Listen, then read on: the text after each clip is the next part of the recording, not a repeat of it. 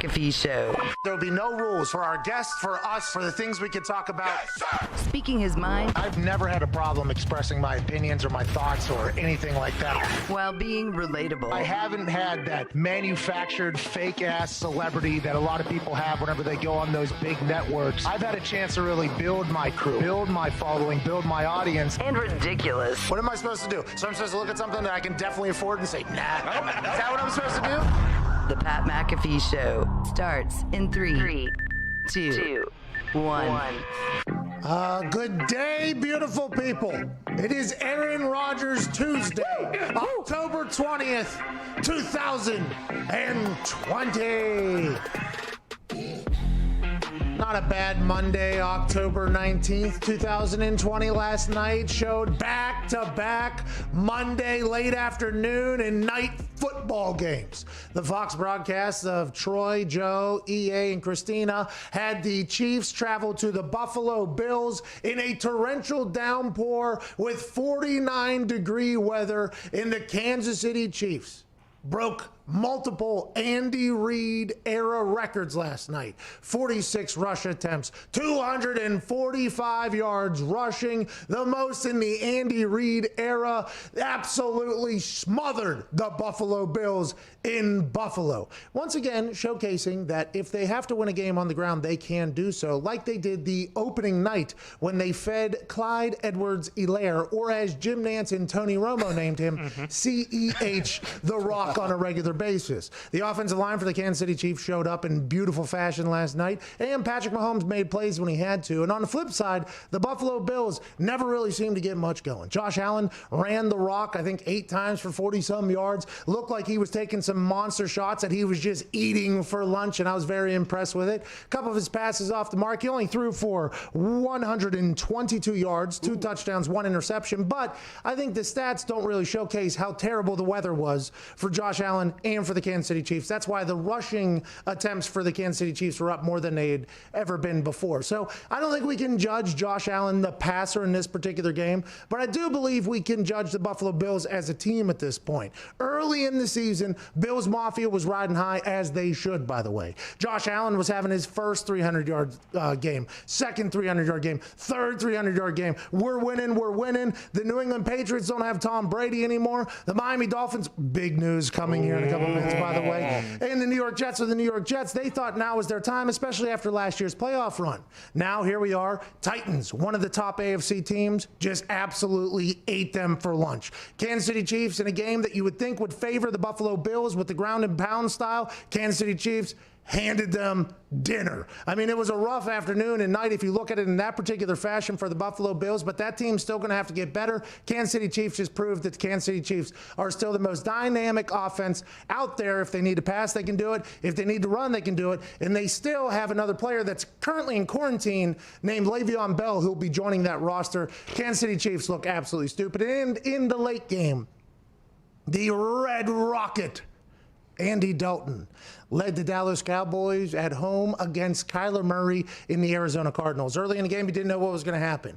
Punt, this isn't what we thought. Is this just going to be an ugly evening? Then Zeke gets a fumble. Then Kyler Murray misses some passes, and they don't really take advantage of it. What's going on here? Then the Dallas Cowboys did exactly what the Dallas Cowboys have done and just give up a bunch of points. They're on pace to set another record on the defensive side of the ball to give up the most points in an NFL season. In this particular time, Kyler Murray was nowhere near his best. Nowhere near. He was missing passes that he doesn't normally miss. He was missing reads, I guess, that some people say he doesn't normally miss. But on the ground, he just ran all over. I mean, it was next level. He was untouchable by that Dallas Cowboys defense. They pop one late to somebody, to DeAndre Hopkins. Larry Fitzgerald got a couple catches. But everything about that Dallas Cowboys team from the defensive side of the ball looks like they're a sieve. Like they're just going to give up points. Even if they make some big plays and they're rallying to the ball and it looks like energy is high, for whatever reason, the Dallas Cowboys defense just can't stop shit. That's just what they can't do. And we as gamblers will note that going forward for everybody they play until they prove differently, by the way. We thought there was a chance that this was a team that they could maybe rally behind because Kyler Murray's been kind of hot and cold this particular season. Maybe this is when the Dallas Cowboys step up. But no, they didn't. I thought that the Cardinals were going to win by 2 scores yesterday. I hammered it, and it was coming to fruition very, very early. And on the flip side, Andy Dalton and that Dallas Cowboys offense got a lot to figure out. Everybody was like, they're going to have to feed Zeke. They're going to have to feed Zeke because McCarthy maybe doesn't have the passer. Not maybe, definitely doesn't have the passer that he had in Dak and Andy Dalton. They fed Zeke, and for whatever reason, Zeke was wearing his sweatshirt underneath, and he gives up 2 fumbles. Okay, the first one he caught, it was kind of like in the middle of the field. It wasn't exactly like a running back fumble, but the second one, it was just a clear fumble. He squeezed, ball came out. And a lot of people would say maybe it was the sleeves, maybe it was the thing, but also Zeke could potentially be in his own head right now. They say fumbles come in bunches, and they also say once a fumbler, always a fumbler. So will Zeke be able to get rid of this in this season that is obviously going to be very daunting for the Dallas Cowboys without Dak Prescott? Or is he going to continue to be a fumbler, be on the sidelines, and Andy Dalton and Tony Pollard are going to have to take over this offense? And then that defense, it looks like they're not going to be able to stop shit. Is this just going to be a nightmare year for the Dallas Cowboys, but potentially a $500 million year for Dak Prescott? I think last night everybody on earth was thinking it. I didn't want to say it because Andy Dalton, this is his first game as a starter there. But if it looks like that for the next 4 or 5 games, Jerry Jones might try to cut that franchise tag off in the middle of the season because he's on IR and negotiate a 45-year deal. Because that Dallas Cowboys offense was breaking all types of passing records. They were breaking lot of records. They weren't winning games, okay, but they were breaking offensive efficiency records all over the place. Last night, they couldn't do a damn thing. Not a damn thing. They scored a touchdown at the end, and everybody's pissed. Like, yeah, just get me out of here. Let's end this game as much as we possibly can. They showed Steven and Jerry Jones up in the thing. They got problems, but if I had a guess, I would say that Dak Prescott, T's and P's, by the way, for your rehab and recovery after that gruesome injury, I would assume he was laid up somewhere. Okay, probably had his leg up like yonder here or something like that. Oh, yeah. He was watching that game. And he was probably, pulling for the Cowboys, biggest fan, right? Has a lot of friends on that team. You're obviously going to pull for your friends. And then whenever it started to struggle, there was somebody in the proximity of Dak Prescott that said, These sorry motherfuckers owe you $600 million, maybe $700 million. And I would assume Dak, being the gentleman he is, hey, don't say that probably. You know, like, hey, don't say that. But that whole conversation started leaking into the internet and then into everybody's minds, because what that offense looked like last night versus what it has looked like with Dak, even though they haven't been winning games for whatever reason, was just night and day. And maybe Andy Dalton will be able to turn it around. Maybe they won't. But it sure looks like that Cowboys team is dead. It really does feel like that. All the boys are here. There's some breaking news that we have to talk about here. At Tone Diggs, not a bad night for us gambling last night. I think we made a lot of money last night. 5-0 pretty much. I felt very good about that. Was it too predictable almost, what was going to happen? Ooh. Sometimes like that game, like when it is too predictable, you go the other way, kind of like with the Rams and Niners on Sunday night. But then sometimes you gotta wade through the weeds in the high grass, and you gotta. Hey, this predictable one's actually predictable because the Cowboys fucking stink. Cowboys very much stink. And there's a guy that comes on our show every single day. He'll be here in the third hour, more Monday through Thursday. AJ Hawk is here. He picked the Dallas Cowboys to go to the Super Bowl. That's right. And he is not backed off. And there was a lot of people, by the way, they're like, this could be the Cowboys' year. Because when you look at them on paper, you're like, okay, this team, talented, whatever it is. Just for some reason down there, saw it with Jason Garrett, okay? Blame the clapper. Clap. Clap. Here you go, boys. Look at him. Hey, guys. Come on, boys. Hey, guys, we're losing now. Come on. Hey, guys, we're losing really bad, man. Big smile. If we could fucking win a game or two, that'd be cool, wouldn't it? All right, guys. We suck again, but Jason Garrett, that's what he was known for. Oh, yeah. Being the smiling, clapping guy. And they can't win the game, can't do this, can't do that. Then you bring in Mike McCarthy, and it just seems like, all right, is it the coaches or is it the common denominator? Oh, gotta look at the denominator. Gotta look at the common denominator. And it feels like, are the Cowboys just an organization that can't win? Are they becoming an organization that's like the Detroit Lions, but a little bit better? You know, like a little bit better. But shinier. But cursed. Yeah, a little bit shinier. Similar color scheme. So, Are they cursed? And Thanksgiving, are they cursed? Yeah. Is it the Thanksgiving curse? Oh, jeez. Oh, my God. Here we go. Wow. Oh, my God. Wow. Anyways, we'll cover that later. But it does feel like the Cowboys just can't win. And if you're Dak Prescott, you watch that game last night, you're like, all right, they're going to owe me a lot of fucking money. That's what that sounds like. And who knows who's going to want to go there. But that was a bad showing for the Cowboys. And I don't think it's going to get any better. I think it's going to get worse, potentially. Or Andy Dalton just starts lighting it up, starts slinging it all over the place, and they can figure it out. But that defense is going to put up a record. And it's not the record that you want to be known for if you're on the Dallas Cowboys defense. And with all this being said, they're still in first place in the division. Yeah, the Field Yates, super intelligent man who grew up like one town over from Boston Connor, who looks incredible today, by the way. Oh, thank you. You look fantastic as well. Pinky ring, I see. Yeah. Huh? Whoa. Wow, look at that thing. Yeah, I got a new pinky ring. I've always wanted a pinky ring. Yeah. You know, just want to let her. Growing up in Pittsburgh, you're around a lot of Italians. Of course. Oh, yeah. A lot of Italians. I'm sorry, by the way. And Whoa. Don't laugh at that. You can't. Don't. I mean, what are we doing here? No, that wasn't funny. No, I was just, just because you were the only Irish kid. I apologize that you were alone in that. I was I wouldn't normally know good heritage if I slapped him in the face. I was normally the only Irish human in the area. Okay, that was just kind of, and I don't think all of Pittsburgh's like that. Obviously, just every single part that I've ever been around, it feels like that is how it goes. Yikes. And I always saw, pinky rings on pretty awesome human beings, like pretty entertaining humans. Well established. And I was, just entertaining. Like the life that they live is just an entertaining one. Like High-ranking individual. Yes, exactly. Like that human is a very entertaining human right there. Nobody knows how or why he is doing the things that he's doing, but this human's hilarious. And always very nice to me, by the way. I've always been treated very nicely by the Italians. Always. Literally always. At Nick Morotto, have the Italians, I feel like you guys have always been very welcoming to my Irish ass and to the Italian community. We have, but you're walking a fine line these past couple years. No. I did 23andMe, dude. I'm 0.09% Italian. Don't you take anything I've ever said and hold it against me, by the way,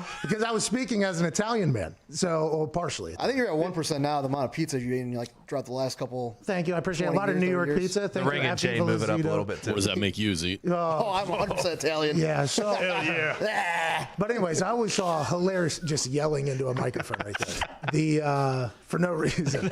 It's awesome. But I always saw like a pinky ring, and I was like, Those things are awesome. High school, I wanted one. Did not have the pedigree to be wearing one. Now I'm at the point where I have a ring on. I was never, so now I'm wearing a ring. It's like I feel like I'm okay with rings on my fingers. We never was before. I'm okay with it now. So I had a conversation with me. I think it's time for a pinky ring. And here we are, day one. My wife got this for me on Amazon Prime Day. Ooh, good get. $6-7 probably. Very nice of her. Thanks, Bezos. But now shout out to Bezos. Shout out Bezos. That son of a bitch. I think he made like $40 billion I think just on about. Prime Day or whatever. You're But buying that right now, Phil, he sold a lot of these rings, I would assume. He probably has one. Yeah, I don't mind it. This is the first morning with it. We'll see how it goes. I'm not 100% Has your sure. daily routine changed with that ring on? So I was a House of Cards. respect. I was a House of Cards watcher. You know. Oh yeah. And Frank Underwood used to do the double knock on the thing. Oh, that's I good. found myself doing that. I don't know, 13 to 14 times this morning already. Might as well. I was about to keeping leave the it house. strong. I was about to leave the house this morning. Had a fruit smoothie there, sitting there. Pinky out. And I grabbed it, and I go to Sam. She was sitting at the dining room table or whatever, and I was in the kitchen. And I go, "Have a great day this morning." And she goes, "What the fuck was that?" I was like, "Presidential shit." You know what I mean? Frank Underwood had to do it. So I think that is really what I've liked about it. It's not too big. I think we could go a little bit more aggressive with it, but Yeah, get some I diamonds mean, it's on a status symbol, so. and this could potentially change my gambling. I'm very hot right now. We have a show called Hammer Don that comes out of our office, and it is a gambling podcast, obviously. Tone Diggs hosts it, myself, Bubba Gumpino, our Canadian friend, and Michael Lombardi, former general manager in the NFL, just a genius when it comes to football. We're all on it, and it's Monday, Thursday, Friday. And I'm 24-11 on this. What? I don't know if there's anybody else that speaks into microphones on a regular basis that is anywhere near that. And I'm not saying that it's like a skill by any means. I mean, yesterday, the Cardinals double-digit win. Yeah. I had a feeling that just slapped me in the face, and I was like, well, here we go. And I also talked to Ty about this earlier. I have this thing where if my gut says to do something, like I'm not smart enough to say oh, let's think about the other side of it. And it's helped and it has hurt. Yesterday, when that feeling just hit me that the Card in the middle of nowhere, you can actually see it hit me in the middle of the show. When it hit me that the Cardinals were going to win by double digits, I was like, yep, here we go. It's going to happen. So I'm riding a heater right now for whatever reason, and it is going to turn. But at 24-11, I'm feeling damn good. And if this pinky ring makes me even better somehow, now we're talking. And I think that is what a pinky ring does. It makes you better at sports gambling immediately upon happening. Well, the nice thing about you is you're a confident human being. So when your gut tells you to do something, you're like, oh, my gut's right. Like when my gut tells me to do something, I'm like, oh, you're a fucking idiot. That's never going to happen. Oh, so you're fading your gut Yeah, normally. Yeah. throughout your entire life. Yeah, 1,000%. That's why you are a gut gambler and I'm more of a numbers gambler because I don't trust myself at all. That is very true. I've learned that in this gambling world, because there's a lot more, because sports gambling is becoming much more prevalent in the sports world, whether people like it or not. Like back in the day, it was something, wasn't allowed to be talked about on TV, but now it's becoming legalized and a lot of people are doing it for fun. And although there is some downside, and there are people just like anything on earth can take it to an extreme and maybe potentially ruin the image of the entire sports gambling is a lot of fun. Like it just makes sports so much better. And I think everybody's realizing that, including states, as more and more become legalized, and the business is obviously good for everybody. But I think like whenever you talk about sports gambling, everybody has these algorithms and these theories, and they like do the math. And I would assume that's what the sports books are doing, because it makes no sense how accurate they are on a lot of different shit. It's like, how did they do that? And if they're not time traveling, how'd they do it? I don't even want to hear those things. And that is problematic from what I've been told. I've been told that by the people that are professional gamblers that have these algorithms that the feel thing is only good for so long. Well, I want to tell you, don't give a fuck. I'm in the middle of it right now, and I feel very good. At Boston Connor, the Patriots potentially dead. Whoa. Yeah, for sure. Whoa. How do you Slow feel? down. I mean, it is what it is. We can't get lost in every week. We got to move on to the Niners. But if we go 2-4, it's going to be very difficult to be happy every single day. Well, here's the thing about the Patriots is now you have a new quarterback in the division. It is officially Tua time down in Miami. That news broke moments before we came live. The fine folks at Sirius said that Adam Schefter broke that news first. Not 100% sure. I want to make sure I credit everybody that I saw talk about it. Every insider that talks about football had this news on their Twitter account. I don't know who had it 1 minute faster than anybody else, and I apologize for not having the utmost respect for the fucking insider game, but I want to thank all the insiders for getting this information, because teams wouldn't have released this probably until next week. So shout out to all the insiders, and I don't know which one to thank. I think it's Schefter, but not 100% sure. It is Tua time. Yeah. Going into a bye week, coming off of 2 big wins, coming off Ryan Fitzmagic looking better than he's ever looked after dominating the New York Jets. They have a bye week. It is Tua time. He had 2 passes in the fourth quarter late last weekend. One in the back of the end zone where he rolled out of the pocket, hit somebody on an out, then another one over the middle. Tua is a guy that everybody's wondering, is he going to be a dude in the NFL? Those 2 passes look magical, but they were playing against the Jets' 3rd and 4th string, and the Jets are already a 2nd, 3rd string team. So you do the math, that's 4th, 5th string human beings or football players, probably first-class human beings, but 4th or 5th string football players over there in New York. Will he be able to carry that on to become a guy? We all thought that there was a chance like week 11-ish that he would come on because that's when he hit a series of teams that aren't that great. Instead, I would assume in the building, I would assume Ryan Fitzmagic knew this as well. The thought was bye week, which is in the middle of the season damn near. Ryan, you get him here, and then Tua will take over. And maybe Ryan didn't know that, and maybe Tua didn't know that. But this feels like, since they're going into the bye week, that every checkbox that needed to be checked in their eyes, either in practice, in the building, and then maybe those 2 reps that he got in the game last week against the dying Jets. Every single checkbox was like, okay, if he checks all these boxes, if he's attentive in a meeting room, if he's doing well in practice, if he works his ass off behind closed doors, that we've all heard that he does, but if he does that, if he looks like he's still mobile and can move after a devastating hip injury just a year ago, if he can do all these things, we think bye week is the time. This was obviously a plan. So a lot of people are saying, you're coming off 2 wins for Ryan Fitzmagic. Why would you do that? The AFC East is still open. The Dolphins could make a play for it. And I would assume the Dolphins say, well, we had this plan all along, that it didn't matter what we were. Kind of like Kevin Costner on draft day, no matter what, do this. Yep. I wonder if that's what they're doing. It sucks for Ryan Fitzmagic, which they could probably trade, by the way, right now to maybe a team we saw last night in the Dallas Cowboys. Maybe, people are saying this, I'm not saying this, maybe to the Cleveland Browns. Imagine if he goes to that team. Yep. Imagine if he went there. I think Diggs was the one that said that. It would be an upgrade, yeah. And Diggs, by the way, wouldn't want that, by the way, No, because he's in no. the Pittsburgh Steelers AFC North, but he does potentially hate Baker Mayfield strictly because he is a Steelers fan.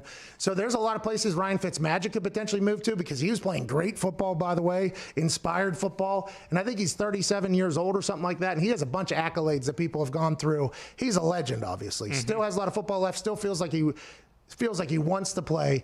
I just think the time to move to Tua is going to be an interesting one because if he goes out there and shits the bed for the next 4-5 games because he's a young guy, he's a rookie. You saw it happen with Joey Burrow. You saw it happen with Herbert here. It doesn't matter. When you're a rookie, there's a chance you could struggle. If you're a Dolphin, Kyle Van Noy, anybody else that are veteran that are winning these games and still in it, and then you guys are like, okay, now we have to go through the rookie stuff.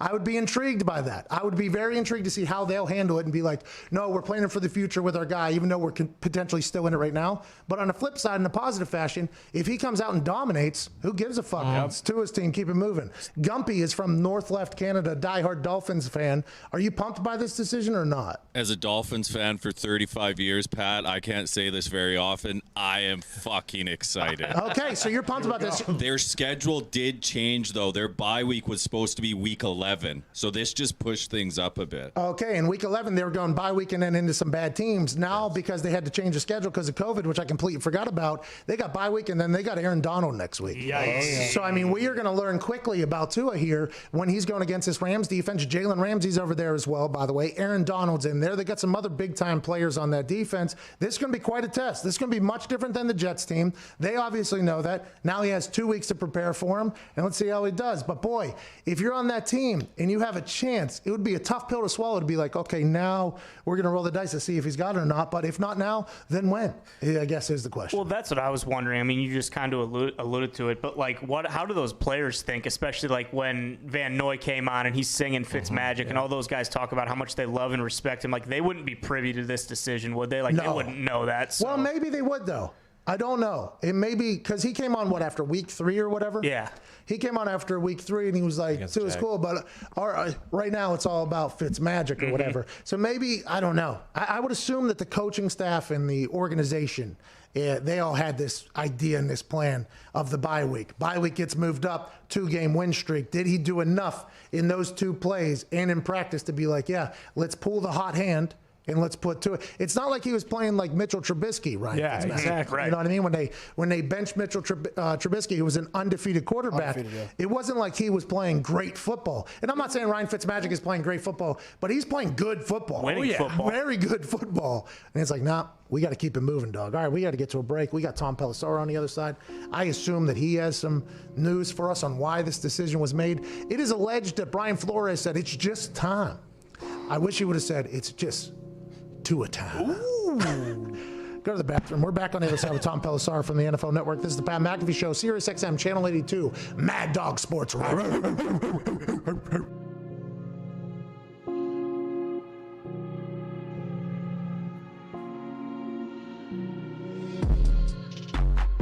I just got this weird feeling over me. I think it's going to be a blowout. This doesn't happen on a regular basis. In which way? Which way? Cowboys could blow them out. See, I don't think that's happening. I don't think that's happening. Now, the last time you and I were in a booth together was in Jerry World, and Cliff Kingsbury was one of the coaches on the sideline, and he did not have a great game down there, okay? So is Cliff Kingsbury scared of Jerry World? Not 100% sure if that is true or not. And is that offense that started out so hot, are they going to be able to maintain it? In my head, I'm starting to think that the Cardinals win by 10. Yeah, but what Kyler shows up? It's prime time. This is a team that if you want to be respected and if you want to be a big name guy, you know, a guy who was drafted in the top 5 in both sports, baseball and in football, you think prime time you'd play your best. I think the Cardinals win tonight by 2 scores. Whoa! Hey, you are allowed to have your opinion. The great thing is, we will get to see. We will know tonight. Yeah. What time is this game on? This game is the late game. 8 o'clock. 5 o'clock game is Bills, Chiefs. 8 o'clock game, ESPN, Cardinals, Cowboys. I got Cardinals. Oh! Michael, do you have any thoughts on tonight's game? I really, really like Kansas City. You know, in the circuit contest that came out at 3.5, there are a lot of people in the circuit contest taking that line was too light. My line, as you guys see on the sheet, was right at 5.1. I think that's the right line. I'm still would take the Chiefs here. I'm going to go Chiefs tonight. I worry about Buffalo's injuries. I mean, they're going to go after Josh Norman. I know Sammy Watkins isn't playing, but they got enough depth. Le'Veon Bell won't play either tonight, but they've got enough depth on that Kansas City team. I think they're going to make some plays in this game. I think there'll be a problem, and I think they'll get some problems for the big fella, for Josh Allen. They'll make him speed up his game. I'm also going with the Chiefs tonight. Just because I think last time they played not well, then they played on Monday night against the Ravens and they looked incredible.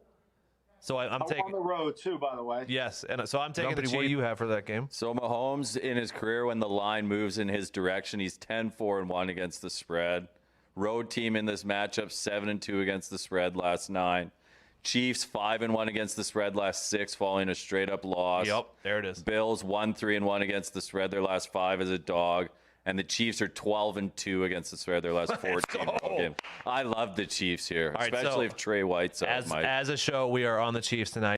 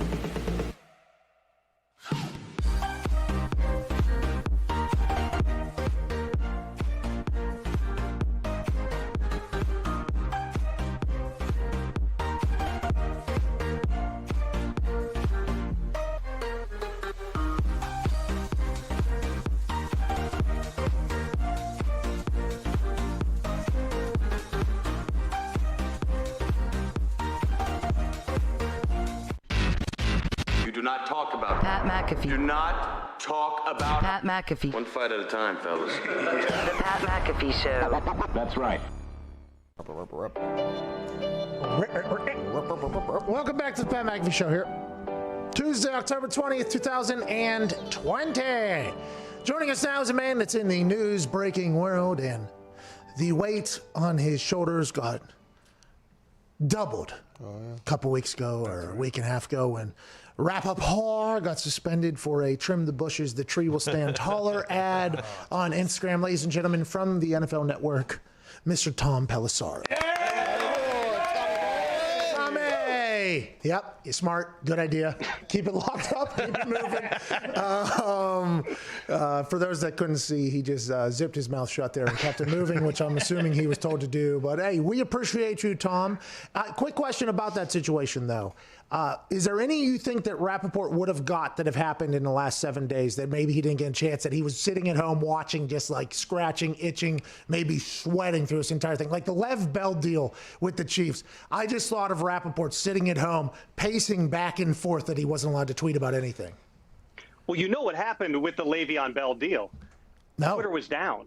Oh. So this is the first time that I can remember since probably like 2008 in which a big piece of news like that broke, and you're just like, what do I do with it? So we had it. If you have the NFL app on your phone, we had that pop up, but we were just in like this, the underground there, where there was no way to actually put out the news, which was very bizarre to me. I mean, I was like refreshing different, websites and things, seeing if anybody had it. It was impossible to tell. But no, to answer your question, the little guy, I think we did all right without him. I can respect that, by the way. I love your answer and your confidence. Let's talk about the news that broke this morning. It is officially Tua time in Miami for the Dolphins. Their bye week was originally scheduled for like week 11, and they had a little bit of an easier schedule after that. Bye week moves up now. Here we are in week 7 or whatever. Was the plan all along to have him start after the bye week so he could get 2 weeks prep? And is the thought that it's just that's the way it's been all along since drafting him if he checks some boxes, or how do you think they came to this decision? Well, I asked that exact question to somebody down there who was familiar with the decision-making process, and the answer I got was, it's just time. In other words, no matter what the record was, the fact that they had won a couple of games in a row, they're still in the thick of the AFC East race, only a game back of Buffalo. Brian Flores has shown that with him and his regime, you expect the unexpected. It's not just going to be results driven. It's going to be about the process, the culture, what he thinks is going to be the best thing for the team. I mean, you don't draft a quarterback in the top 10 like the Dolphins did with Tua and expect to not play him. Brian Fitzpatrick brings some juice to your team. There's no question. It's amazing that he's still doing the things that he is at this stage in his career. But this offense is something that they knew was going to be, or they felt was going to be perfect for Tua. I remember having conversations with coaches and scouts for other teams, but where would Tua fit? And one of the things I kept hearing was, in a Chan Gailey style offense, that's going to be perfect for him because he's going to be able to see the field, going to be in the shotgun, get the ball out. That's what he is really good at. Once he was able to show that physically he was all the way back, which they felt very confident he was going to be there, even after coming off of that major surgery that he had last fall. Once he was able to show that physically he was all the way back, the mental part of it and the leadership and all those things were never really in question. I mean, it would be interesting to really know for certain whether this would have happened at the bye if the bye were later, because naturally that's the time that you're going to make a transition. But in terms of, the scheme and all those things, this is dialed up for Tua to have success. It was just a matter of when do you do it. They felt like this was the time. Ryan Fitzpatrick through 6 games here. SportsCenter tweeted this out. 1,535 yards passing, 12 total touchdowns, and the Dolphins are currently second place in the AFC East. This is going to be interesting to see how this plays out. You think if he goes in there and struggles, the Dolphins care at all, or is this 100% this is for now and for the future play? Like, for instance, Kyle Van Noy's down there. There's some veterans that they've signed on that team who I assume would like to win now. And they're in a position in the AFC East now where you could potentially win now with where they're at. If Tua comes in and struggles, 3-4 weeks, which is probably going to happen with a rookie quarterback, by the way, they're going to have some growing pains.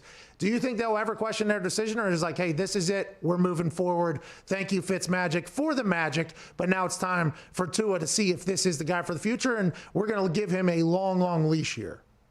Well, I would even go back to last year. Remember, they traded a second-round draft pick for Josh Rosen, a guy who had been a top 10 draft pick the previous year for Arizona, became available. And we all looked at that saying, okay, at some point here, it's going to be Josh Rosen time. Well, they never saw what they wanted to from Josh Rosen to feel like they were going to insert him into the lineup, and they stuck it out the way that they did. In this case, again, I think that it's a matter of Tua has shown them enough to put him on the field. In other words, if Tua were not playing well in practice, if they had questions about him physically, mentally, any of that, they wouldn't give him this opportunity. Now, if he goes out there and stinks it up, I don't think, again, that you put anything past Brian Flores. He's going to do what's best for the team and the organization. In this case, it's putting Tua into the lineup. I would certainly not think you're going to get a quick hook and he throws 2 early picks. You're going to bench him on November 1st when he makes his first start against the Rams. But they're certainly going to be evaluating this like everything else. They're confident that he's going to be the quarterback of the future, but he's going to have to show it to keep himself on the field. Those 2 passes he had against the Jets were very good. I was very pumped to see it rolling out of the pocket too, making a play.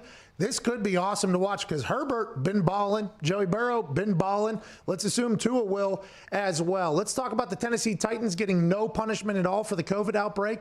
They said that they thought there was a couple situations, I guess, without masks, but overall they followed the protocols exactly. Are the protocols faulty then, if that's the case? And why did it come out in your eyes that there's no punishment happening? Well, there still could be a punishment organizationally in terms of a fine. It could be a substantial fine, but there's not going to be forfeited games. There's not going to be individual punishment for John Robinson or Mike Vrabel. There's not going to be lost draft picks. What they did find was that there were instances of not wearing masks, which is something we had known for several weeks here. There were instances where, remember, they collected video, they did interviews. They found that there were times where players and others were gathering in hallways without masks and having conversations, which you would consider to be a higher risk behavior, a clear violation of the protocols. We can't do it, Tom. Can't do it. Can't do it. Come on, Ty boy. Also found insufficient communication regarding the players having their own workouts off-site. But none of this rose to the level where they felt like they had to drop the hammer on him. I think that one of the key things here is there been any evidence that the GM or the head coach or somebody was pushing guys to violate the protocols, that this was an organized type of a scheme. The NFL, when you look historically at their punishment, when they have really come down hard on people, it's been when you had some level of influence from the top.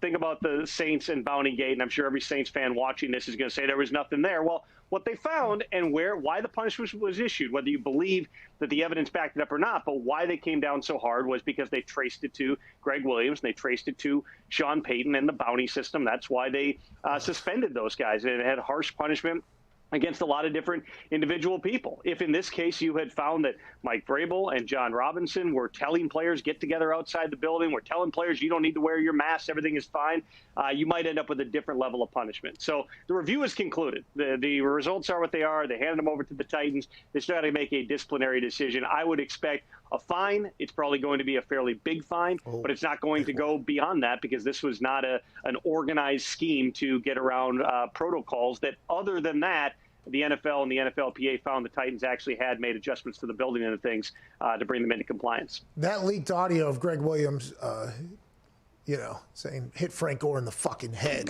rip his head up. Kill the head and the body will die. Kill the head and the body will die. Now, granted, hey, he's a hard-nosed coach. Okay, yeah. He's a hard-nosed coach, but I believe those audio clips were probably pretty damning when it came to the entire jury process. So if they had Mike Vrabel on tape going, guys, take off the mask, that probably would have led to something worse. But it was a complacency. That was really what they had found. It's something that honestly, every other team is looking at this situation. I've talked to a lot of people with other teams who were thinking and hoping that the league was going to come down hard on the Titans just because it had this ripple effect across people's schedules, across their practice time and other things.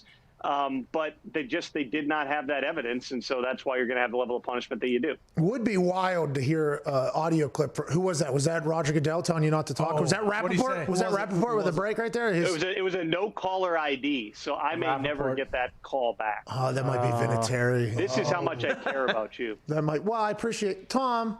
Hey, we appreciate you, Tom. What do you got, Connor? Hey, Tom, it was reported that Browns tight end David Njoku was requesting a trade. Is that information accurate, and are there any teams interested? And how about John Ross as well over there at Cincy? There's a lot of trade requests coming from players, allegedly. Do you know anything about him? Well, John Ross definitely has requested a trade from Cincinnati. This is something where he's, very talented. I mean, he was a top 10 draft pick. He's had a ton of injuries, went through a personal situation in camp where there was COVID in his family. He left the team for a while. He just really hasn't found his way into the rotation. He's looking for a fresh start someplace else. In terms of David Njoku, he had his trade request back last summer. He's changed agents a couple of times, former first-round draft pick. He'd be an interesting one in terms of what somebody would be willing to give up for him, because there's no question that he's very talented. The issue with Njoku is just he hasn't been a consistent producer in the NFL. Can somebody go back to the college tape or watch what they've seen from the NFL and say, I can still unlock something? Am I willing to give up a mid-round draft pick for the guy? We're going to have a ton of these conversations here over the next couple of weeks, and we'll see exactly how it shakes out. Tom, there was some rumors I saw this morning on the internet about also around trades that Matt Ryan and Julio Jones could be on the trade block for a possible rebuild in Atlanta. Is there any fire to that smoke? That's a big contract. Julio Jones would be difficult to trade because they gave him that massive contract back last September, right before the opener, and so thered be heavy cap ramifications. With Matt Ryan, off the top of my head, I don't believe he's got nearly as much bonus proration and things. He would potentially be tradable. Rich McKay, who's running the football operations there right now, has said it's not a fire sale. They're not just giving away all the veterans. To me, if I'm evaluating this, internally, I'm not taking my best two players off the table for whoever the new GM and head coach are. I'm letting – those are big organizational decisions that are going to have ripple effects going forward. I would think that those are potentially attractive pieces or potentially attractive trade pieces. And so holding on to those guys through the trade deadline, seeing maybe then, okay, where are we in January and February, would seem to make more sense. Not to mention the fact that right now Raheem Morris is 1-0 as the interim coach. He's not going to want those guys getting traded away. They can help him win some games here in Atlanta or someplace else, potentially become a permanent head coach. Those decisions, though, are going to come to Rich McKay. He's made clear that a lot of decisions are going to come down to that new GM and head coach, and that only makes good business sense. You don't want to just start hemorrhaging assets at a time that you're also trying to attract the best coaching and GM candidates to Atlanta in a year where we could have normal, if not above, type of level of turnover across the league. Well, the Jets do that. They just completely offset everything for their new GM or whatever. And Matt Ryan, I believe, has a cap hit of $40 million next year. So not only Julio Jones has a massive contract, Matt Ryan is still owed a lot of money. I don't know if you would carve that though by trading him away. I mean, you carry dead money for the year, but you could potentially free up assets. I mean, what do you give up for Matt Ryan? If you're another team right now, I mean, what is he worth at this stage of his career? Not worth $40 million for Matt Ryan. Not $40 million. Forget what I'm trading for. What am I getting alongside Matt Ryan? I'm also getting a $30 million whatever. It's like, I don't know if who knows? But he was a different guy without Dan Quinn. I'm starting to wonder, Julio Jones and Matt Ryan, did Dan Quinn hold them back? I mean, people are asking that question, Tom. They had a massive game against the Vikings. I did not expect that.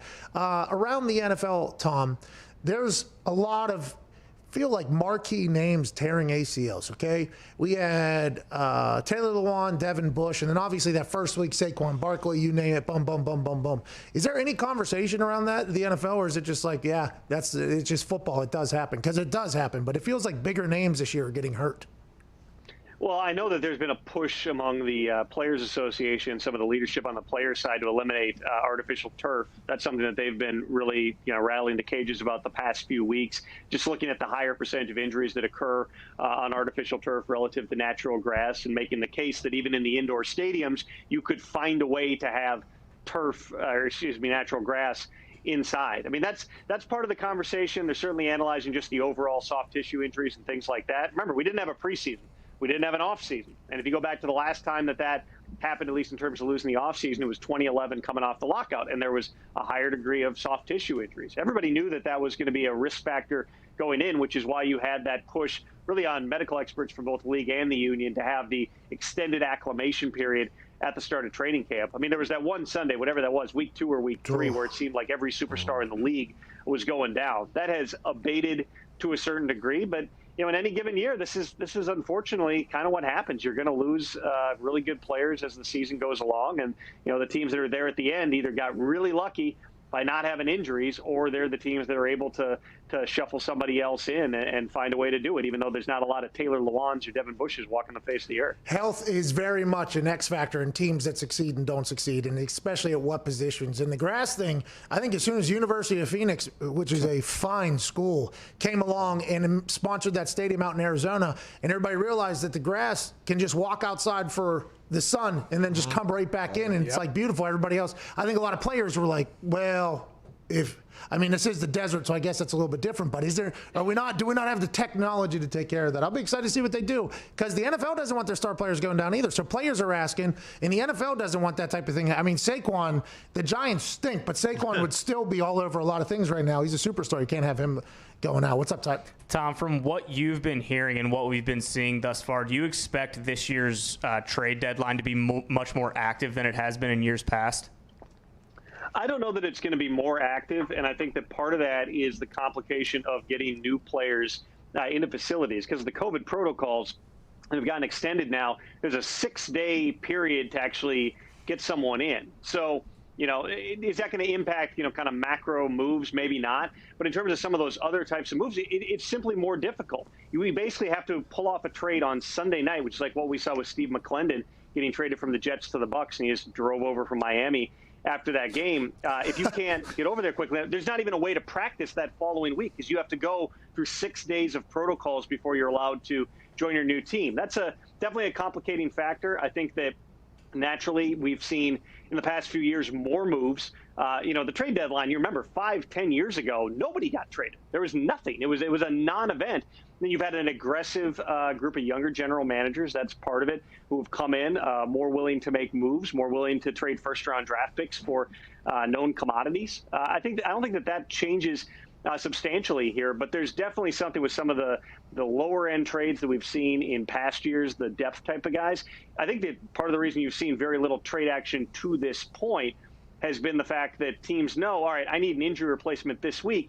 I can't even get it. I have to go to my practice squad because there's no way I'm going to be able to get a new player who's ready to play by Sunday. Those 6 days, guys aren't even allowed to work out. They're not allowed to do anything. So I've talked to a couple kickers who have gone free agent workouts, and they're like, I have to sit in a hotel for 6 days. I can't kick for 6 days, can't work out, can't really do anything. And then I have a workout where I have to be the best I've ever been in my entire life to potentially get a job. Yeah, and there's guys who the same names pop up on the wire every Monday, which means they're spending 6 days in one city, kicking for a day or working out, whatever it is. They get back on a plane and go to another city for another 6 days. I can tell you this, there's some agents who have flat out told teams now, I'm not having my guy try out anymore. I know you want to see him. He's done 3-4 of these tryouts. I'm not having him do anymore because it doesn't make any sense. Like he's going crazy. You're not supposed to leave the hotel. I'm sure some guys do, but you're not supposed to. You're supposed to be isolated, quarantined. Well, yeah, how are you in shape? How are you doing the things that you need to do? And then you got situations like what happened in Cleveland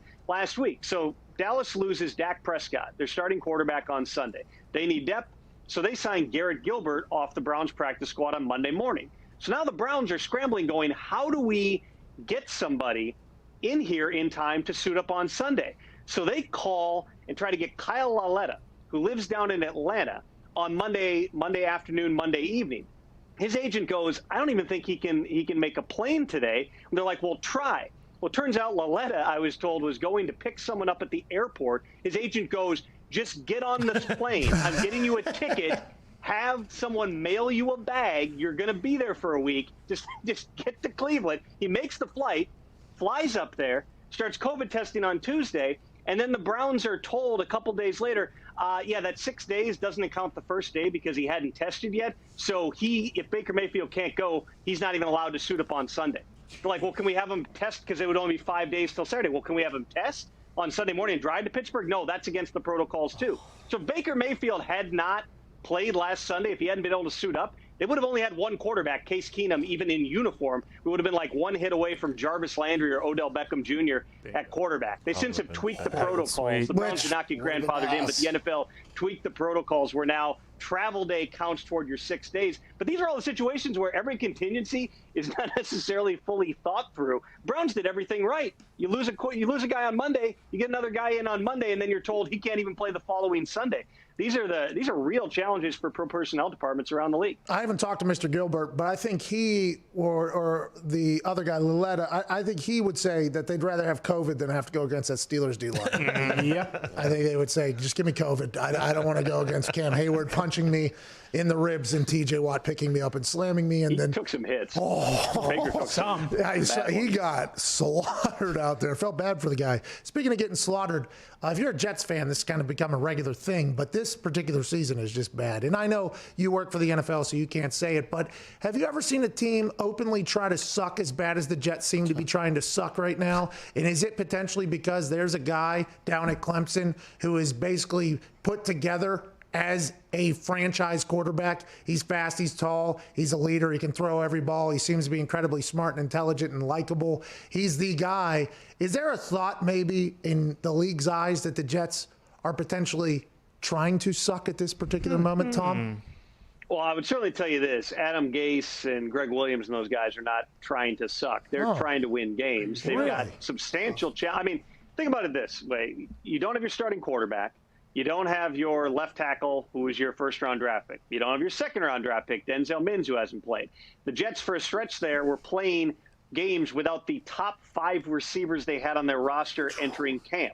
Le'Veon Bell strains a hamstring. He's immediately out. They end up having to, release him based upon the situation there. C.J. Mosley, who they gave a boatload of money to, along with Bell, the previous cycle, under the old GM, Mike McCagnon, opts out.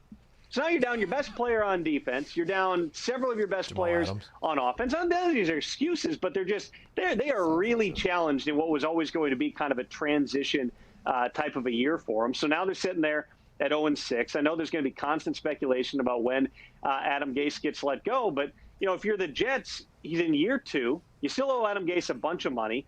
Who are you going to have take over as the interim coach? Do you really want it to be Greg Williams at this stage? There's a lot of factors they have to take into account. This might all lead to them finishing in a place where they end up having the right to draft Trevor Lawrence in very high, if not number 1 overall in next year's draft. I don't think anybody openly tanks coaching-wise or on the field.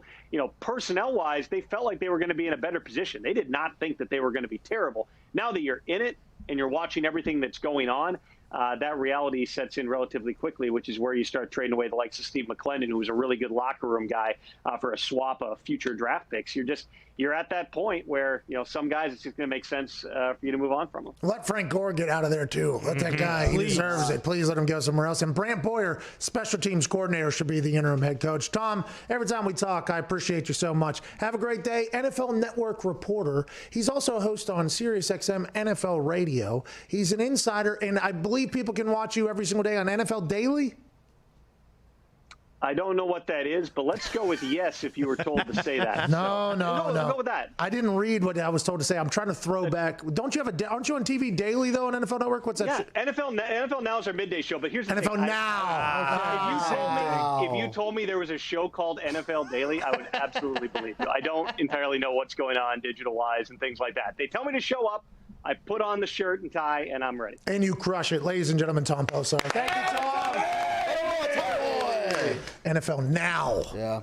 That's on me. Which should be called Now NFL Daily. Yeah. NFL Daily, pretty good. That's what I'm saying. Every day. The show's daily. They have Good Morning Football. Then you have NFL Daily. Yeah. Then you have Total Access. That's a show, right? And then NFL Nighttime. They should have. Yeah. The notes was Thursday Night Football was the to throw to.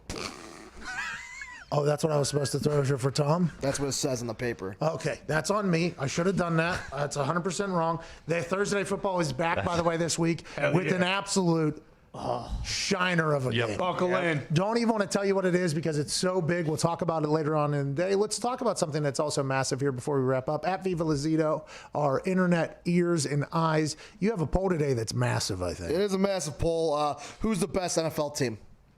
Steelers, Titans, Seahawks, Chiefs.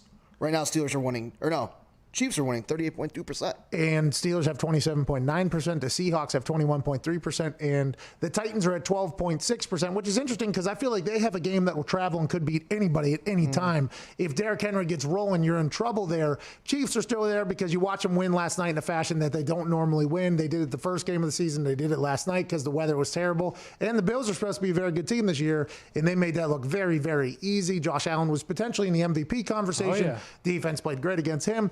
Pittsburgh Steelers are fantastic this year. That defense is next level, and I think Chase Claypool is the X factor on offense there. Seahawks have Russell Wilson. Let the man cook. Hey, Russell for MVP, a lot of people saying, and I can understand that because watching him play is awesome. It's funny, though, here you have a 5-1 team and the Chiefs in the poll, but not the Bears. Why was that? I don't know. I got a lot of messages under the tweet saying where the Bears are at. I don't know.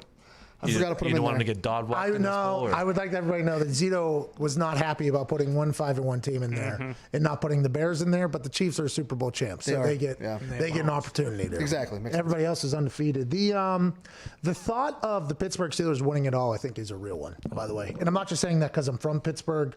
I'm not paid to be a fan of the Pittsburgh Steelers or anything like that. We know why you're saying it. You're trying to jinx the team. No, no, I am not, dude. Get out of here, man. That D-line really does feel like the Niners D-line last year, though. It does. Yeah. And that Niners defense, by the way, was led by that D-line that was just hungry in eating. They get Bosa out, other people out. That changes your entire team when that happens. That Steelers defense in general. 3 sacks and an interception in every single game thus far this season. It's insane. And if Ben Roethlisberger can continue to get better on that offense, they're a problem. Yeah. They are a real problem. I guess they're working out punters over there. No. Really? How's the leg feeling? Listen. No. It's high, right? At Evan Fox. And I believe they're 2-0 in Pat McAfee Super Boosts. Yeah, they are. They have turned. Keep that coming, please. Super Boost is currently 3 in a row. Yeah. We are taking money. Here we go. We're going to keep it going. What's that, Diggs? You showcased a hold that Colquitt made this weekend. He's made a few of those this season. Whether he hasn't been kicking great or not, great holder. Great holder. Maybe affecting Butker this season. Yes, potentially that is affecting Butker because he loses his holder. Long snapper needs to figure it out, though. That snap can't be happening. How does that even happen? It's happened It more just than rolled out of his hands? So the ball hits the ground on the way back. Oh. So then your hands just bat it. It's very, you can see it almost, the ball, every time a snapper snaps it is inch, if not a half inch off the ground. And if you just drop a little bit and it hits the ground, obviously it's skills on Colquitt, but that was lucky on that snapper, right? Like rolling in that. Yeah, could have won it. Well, it was unlucky that he hit the ground, and then very lucky that it ended up in an area that Dustin Colquitt can make a magical play. Not all protein powders and protein shakes are created equally. True Fit by RSP Nutrition is proof of that. Created by a former college football player, True Fit is packed with highest quality grass-fed protein plus so much more. True Fit also contains fruits and veggies, MCT oil, fiber, and probiotics. It has everything your body needs and nothing you don't. No artificial stuff, fillers, or ingredients you can't read. It's amazing no matter your fitness goal or lifestyle. You can use it for post-workout recovery or as a healthy shake or as a meal replacement like I've been doing if you're trying to shed a few pounds. True Fit is available in 4 delicious flavors: chocolate, vanilla, cinnamon churro, and cold brew coffee. Go to rspnutrition.com and use code McAfee at checkout for 20% off. True Fit, it's so much more than protein. That's rspnutrition.com, code McAfee for 20% off. Hour 1 wrapping up on this Aaron Rodgers Tuesday. We're back on the other side. Go take a shit.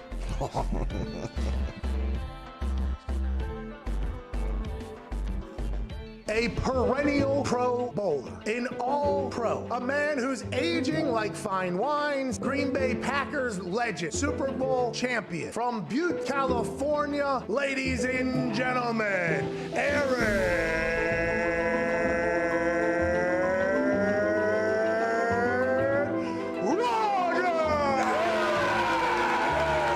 Please tell me that that's going to be a one-time thing. What is the longest you've ever thrown? Yeah, somewhere between 68 and 70, Pat. I don't know, right in that sweet spot. 69 yards is how far you threw it. Nice, congrats. Hell yeah! Hell yeah! Of course you have, by the way. Of course you have.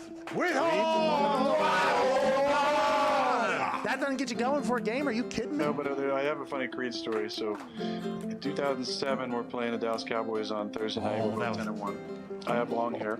I'm a backup, and before the game we walked down the field, and I don't know if it was on purpose, but our intro song was Creed with Arms Wide Open. I looked to my buddy Nate Weir, who AJ knows Nate really well, and we both said this is going to be a good night. And that was the night I came in off the bench and played pretty well and kind of changed the narrative about me from possible draft bust to hey, this guy might be able to play, maybe.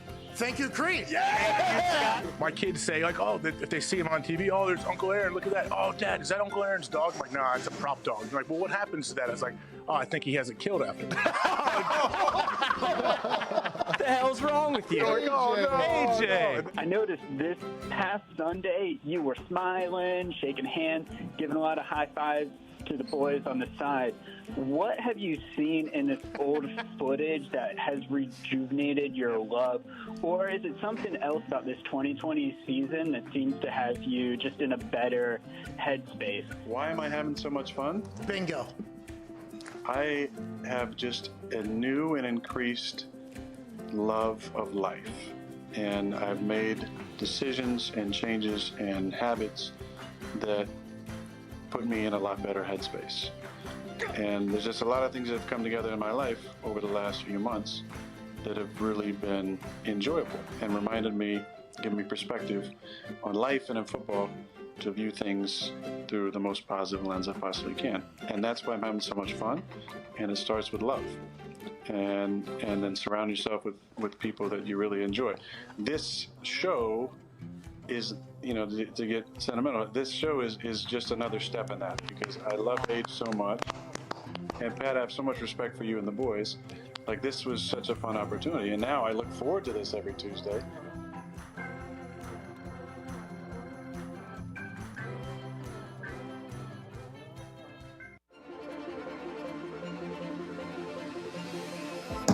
Patriots, -11. Hammer that thing as hard as you possibly can. I am a guy that moves lines with this bad boy. Me and this guy here, this hammer, we've been making money together for a long time. Super! Maybe. You whip out your hammer and you swing it not only like a windmill dunk, like a son of a bitch, but you swing that thing to try to break the button on the FanDuel thing, and you hammer the Tampa Bay Buccaneers. And it finally made its debut on ESPN, and I'm proud of this fucking office store hammer. Hell yeah. I like them all. Over Baylor. Go and hammer OT State to #1. Hammer the Red Wolves. +5.5. -14.5. And hammer -34.5 for... Oh!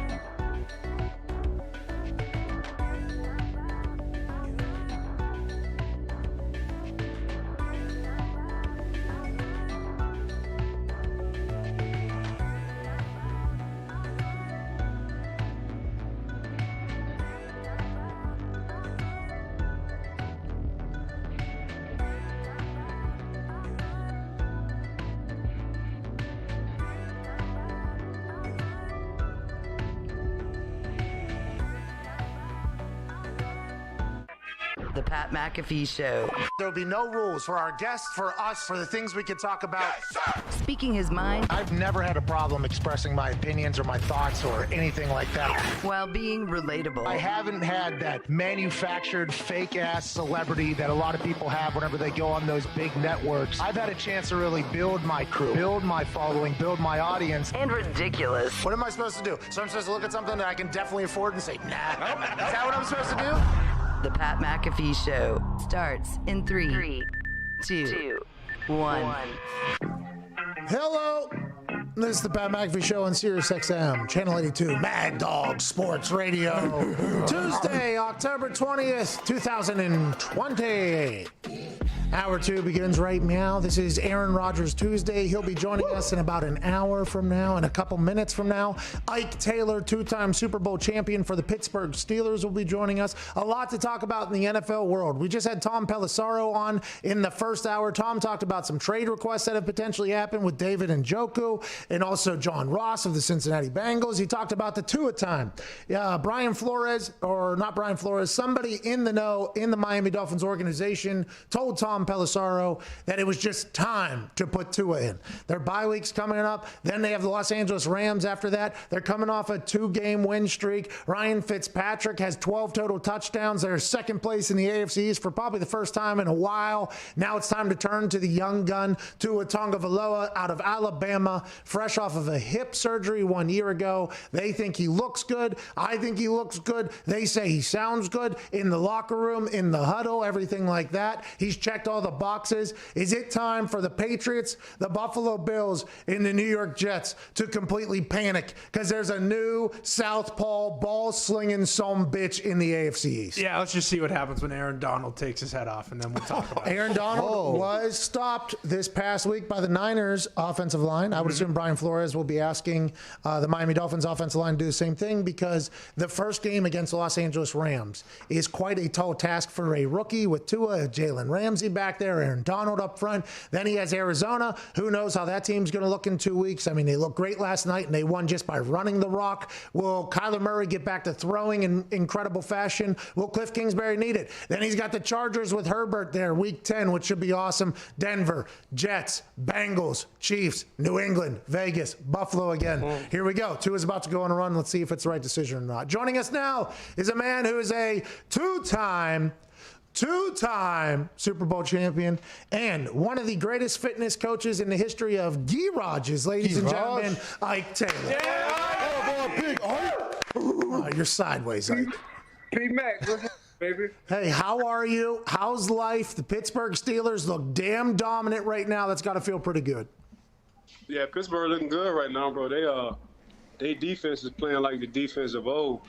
They offense, if I'm Big Ben, man, I got so many cars in my garage, from Ford trucks to Bugattis to Ferraris. Like, I got everything at my disposal. So, yeah, man, Pittsburgh looking good as a team right now. And you know, once that weather get cold, that's when the dogs really come out. So, Pittsburgh guys, they built for that cold weather. So this one, football really starts in my mind. Let's talk about one of the dogs that has shown up who is definitely built for cold weather because he comes from Siberia, basically, up there in Canada. Mapletron, Chase Claypool. This dude, the comparisons to Calvin Johnson you thought would never, ever come again because Calvin Johnson was like an anomaly. Mapletron seems like he is potentially the next Calvin Johnson. He's got wiggle, too. He can go and get it. He's got swag. He's got wiggle. I'm a big Chase Claypool guy, not only because he said he loved coming on the show, but because watching him play football is electrifying at this point, and he's only a rookie. He doesn't even know what he doesn't know yet. So you play football, so you already know. You already know who's good coming into training camp. And when I saw a statement by Joe Hayden in training camp, when he said Chase Claypool is going to be hell for a lot of other teams, I'm like, man, this is coming from a veteran corner who shuts pretty much everybody down he lines up against, who has the understanding and know a dog in the alpha when he sees it.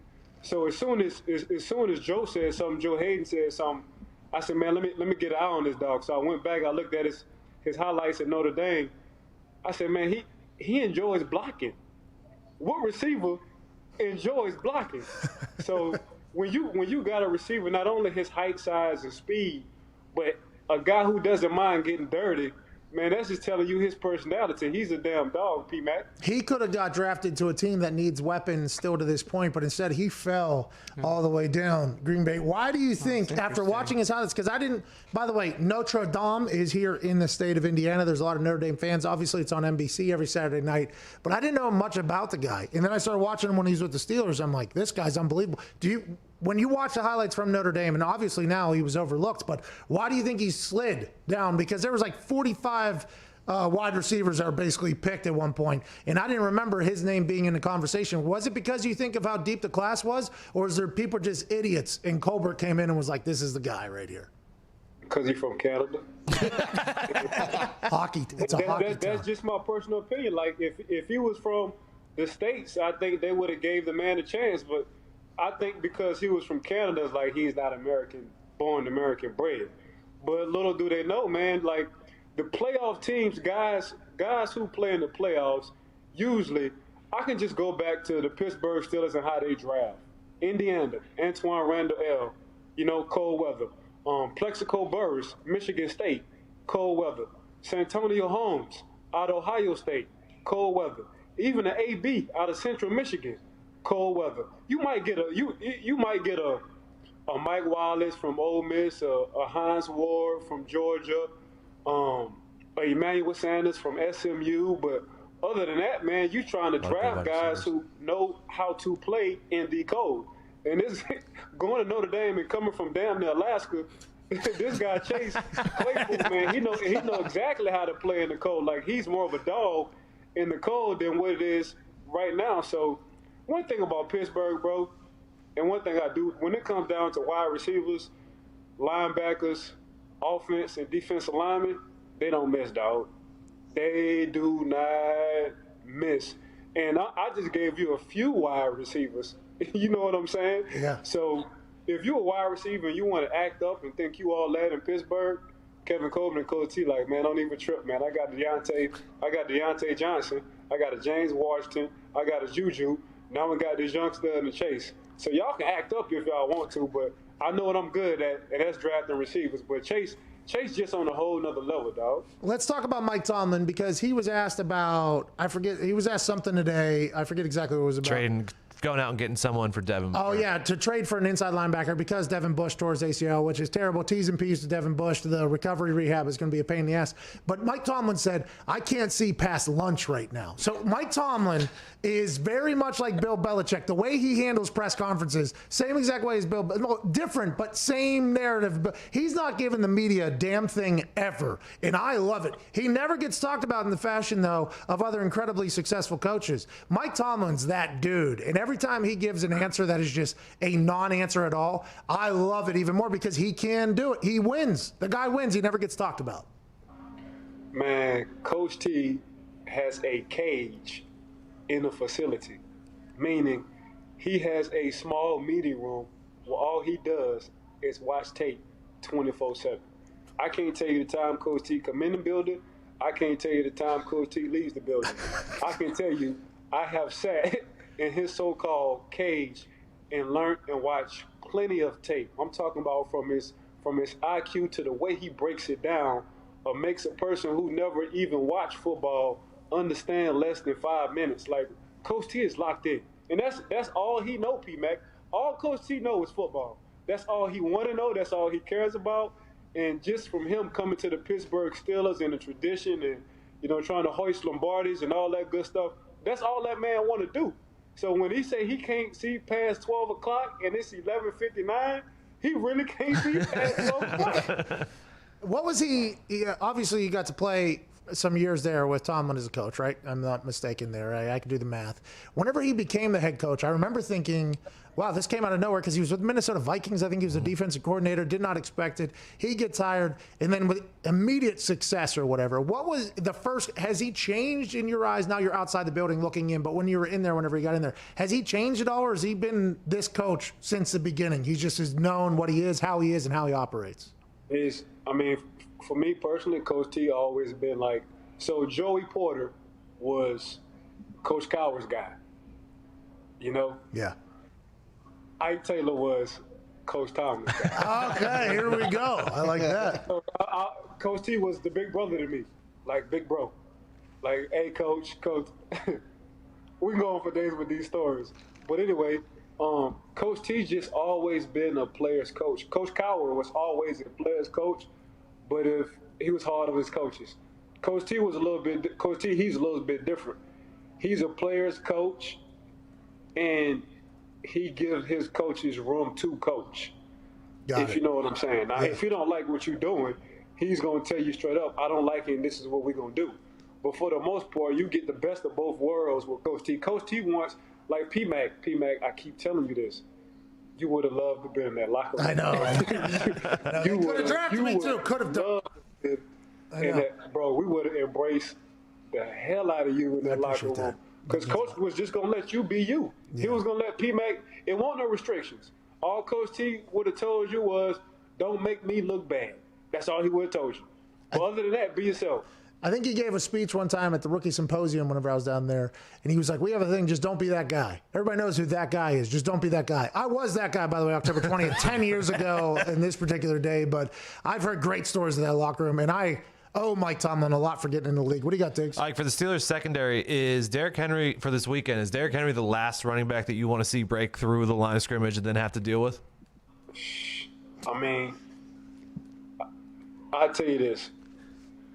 We, as a defense and as a secondary, when I played, we love to play the Derrick Henrys. Don't forget, man, I had the Corey Dillons, I had the Jamal Lewises. Like I've seen 250 that run 4.4, 4.3 all the time. The Fred Taylors. I had them coming out the AFC. So I got brainwashed. We got brainwashed as a secondary from our linebackers. The bigger they are, the harder you hit them. So there was no O-lane. If that bull is coming down that one way, you make sure you meet their bull in that one way head up. So yeah, that's how we played though. And I think that tradition till this day is the same, especially in that secondary. You only as good when it comes to tackling. You're only as good as your secondary, that guys that want to tackle on the back end. When you have a stout secondary in the run game, when it comes statistically, that means your secondary is making tackles and they're willing to hit. Is that why Ryan Clark, you think, talked about Minkah Fitzpatrick not being like a physical force? It's because the Steelers secondary has always took a lot of pride in like being like, hey, we're not scared to hit anybody type thing? We rather you throw for 400 than you have a 100-yard game. That was our, and we used to call it what we're doing right now, FaceTime. Man, FaceTime this mother in the alley all day. So I got more praise from my teammates, not off of interception, not off of PBU, but coming downhill and smacking somebody face to face. Me too.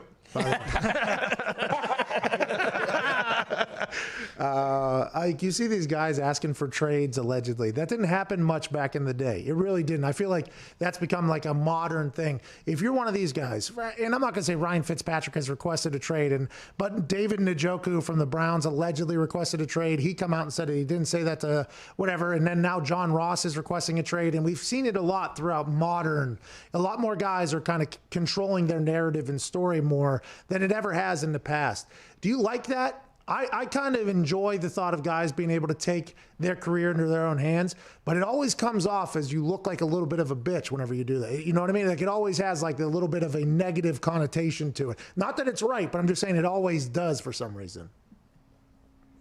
I mean, for Ryan Fitzpatrick, you know, he's an 8-game quarterback. He's going to do good for 8 games. So the Dallas Cowboys, they'd win the NFC East. He goes down there and wins 8 games. That's just his resume. That's just who he is. Like, once you give a defensive coordinator 4 games to adjust on Fitz and company, then the next 4, man, it's going to be kind of hard. Then after them 8, it's all downhill. Like, we done maxed out at 8 games. Like, that's Ryan. Don't get me wrong. Statistically, he got nice stats. But he's an 8-game quarterback. He'll give you a chance for 8 games. David Njoku, and I love David Njoku coming from Miami. I thought he was a stud coming out of Miami. But David got to stay healthy. That's been his issue. The same way with John Ross. Like, I love John Ross coming from, he came from, Washington, the Huskies? Yeah, He won an island running a 40 at the Combine. Yeah, I was there. And I couldn't blink. Because as soon as I blinked, he was gone. I said, goddamn. That's how fast he... But he's been injury prone. So you want to leave and get traded. The best ability is availability. And so far, the 2 guys other than between John and David Njoku, they haven't been available because of injuries. So why would I want you to get traded? And you're a high round draft pick, and you really don't have any tape, and I don't know what I would get as an organization from you. But you know what? Since you do, I'll test the water. And if it's something they want to do, if I can get 2 fourth-round draft picks for a third and a fourth for 2 first-rounders, I might take that chance. But guys wanting to get traded, they in their feelings, and I get that. They want to play, and I get that. But you control your career, and the only way you can control your career is by staying healthy. And the 2 guys out of the 3 you just named between, Fitz and Njoku and Ross, between them 2, man, them guys haven't stayed healthy. And that's just how it is. So I don't know why they want to get traded. Have to re-clarify, Fitz has not come out and said anything about being traded, but there is conversation that he may be. But those other 2 allegedly have come out and said, it's always very interesting because the amount of gutsack that takes to be like, yeah, I want out of here. You still got to walk into that locker room the next day. It wasn't something that always happened back in the day. Now it feels like it happens on a regular basis. And I've never been in a locker room where somebody's been like, get me the fuck out of here. I'm like, all right. Because the next day coming in the locker room, like, I'm going to have to address that whenever you walk in. Like, I'm hey, bro, what's going on? Good to see. Hey, we'll find you a place. You know what I mean? Like, we'll find you. Like, I don't even know how that works, in the locker room. Like, that just. As a teammate, I wouldn't trip. If a dude want to get traded, I would never trip. That's a beef between the coaching staff and the front office. Yeah, you know what I'm saying? They ain't got nothing to do between teammates. That's like somebody talking about somebody else's money, and it's not even your time for your contract. That's just like a golden rule in that locker room. You never talk about another man's money, especially you don't know what's going on in his household. You don't know what he's going through financially. And I would do the same thing as trades. Like, I would never talk. If one of my partners came in the locker room and they was like, man, I'm trying to get traded, I'm like, man, go for it. You know what I'm saying? Like, I'm always for the player because it's hard anyway playing in the NFL, as you know, P. Mac, and just going against the front office and that coaching staff. You just really never know what's going on. Yeah, you're 100% right with the business side of it. Whenever somebody signs a deal, everybody let me hold something. But other than that, everybody's happy. Everybody wants everybody to make $1 billion. And I assume I've never been in a locker room where a guy requested a trade, but if he thought he could make $1 billion somewhere else, I guess I'd be like, yeah, just go get it, buddy, whatever you got to do. But it's a wild scene. I mean, it is a wild scene, though. It's happening a lot more. I would ask why. Like, if somebody came up to me like, man, I want to get traded. But in our locker room, we were so honest. I'm talking about P-Mac. Brutally honest. So if somebody would have said, man, I want to get traded, we would have said either why for what? Because you ain't playing anyway. You going to CFL? You going to CFL? What you want to get traded for? And do what? Go to another team and stay hurt? Then a couple of more years say you want to get traded again? Like, man, you need to stop that. What you need to do is get your butt in the offseason, stay in shape, stay your ass on the field, so maybe you can have some kind of production in the resume that's on tape. Yeah, I thought for sure that's how you would act. That's why it kind of is different than your original answer. Yeah, because I think you and I are pretty similar people when it comes to that type of thing. What do you got, Connor? Ike, the Dallas Cowboys are a historically bad defense. Is there any silver lining you see, or do they have absolutely no hope for the rest of the season? They ain't got no hope. Jesus. Bro, they ain't. I mean, I thought the Mike McCarthy hire was very questionable. Oh. And the reason why I thought it was questionable, I remember, Mike said he got a staff, when he was out to He's got a what? He's got a what? He had a staff when he wasn't coaching. He had staff. He created his staff. That New Orleans talk. Yeah.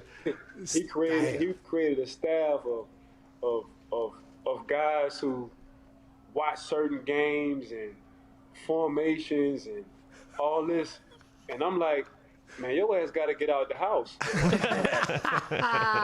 the Bill Belichick's down in Florida. He down in Alabama, so he's in tune what the college kids doing.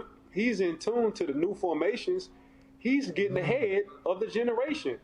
The Mike Tomlins, he's down in Florida, Alabama, Texas, USC, Ohio State. He getting in tune. Hey, what these offense coordinators doing, what these defensive coordinators doing in college, how these kids acting in college, What are they doing in the offseason in college? You got to get in tune. You just can't sit in the house and try to figure out what's going on in the world. You really got to go out in the world and see and actually adjust to some things that you know and try to implement them into what you're doing. So that's why these coaches, the OC with Lamar Jackson, you know, he flew in a couple of OCs from college and be like, how would you use Lamar Jackson?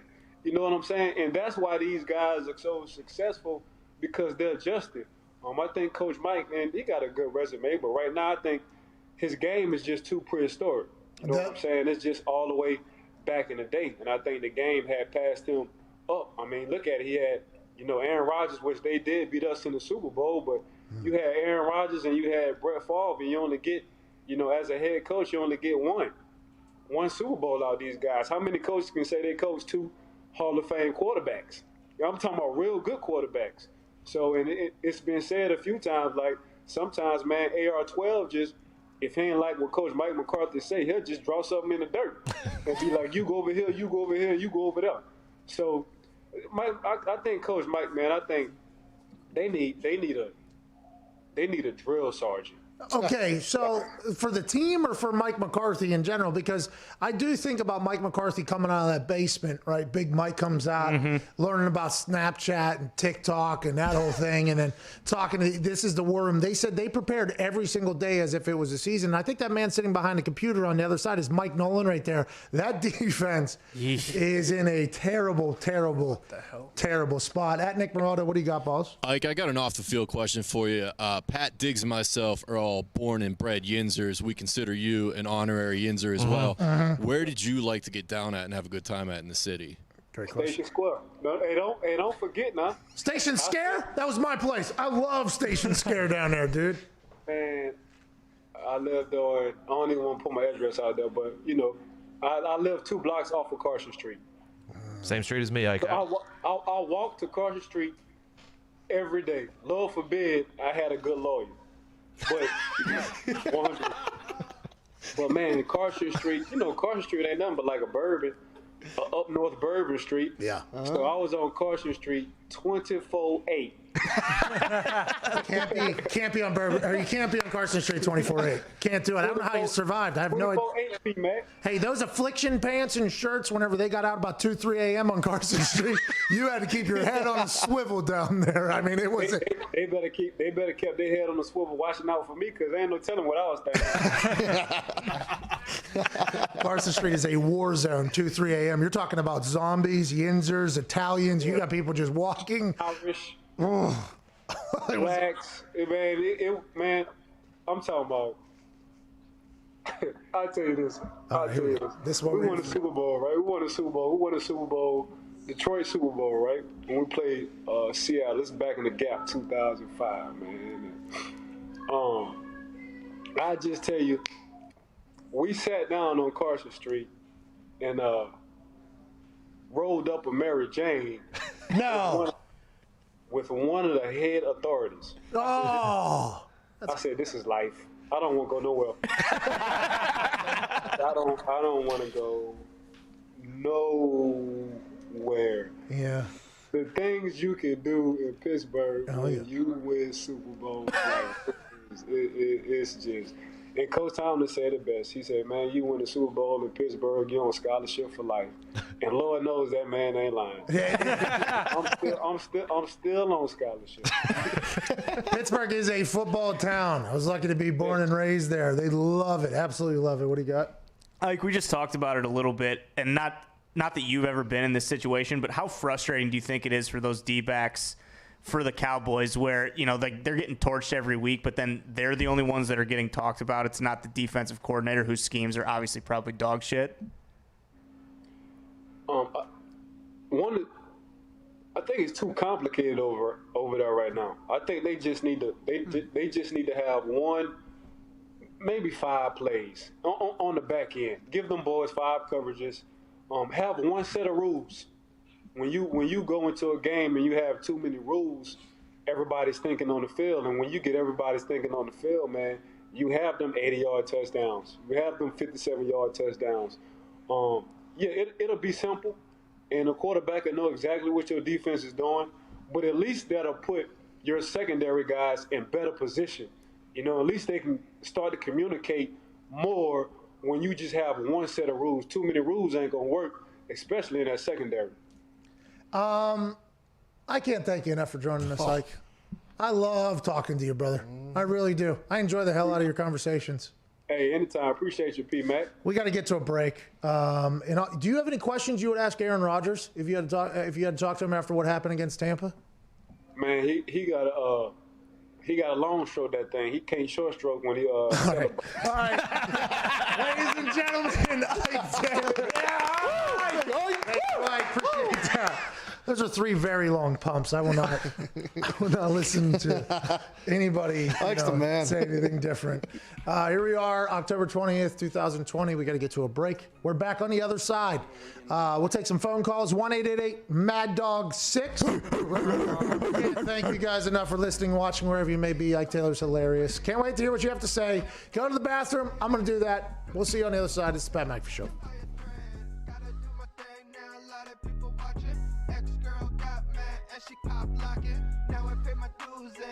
Mr. Aaron Rodgers.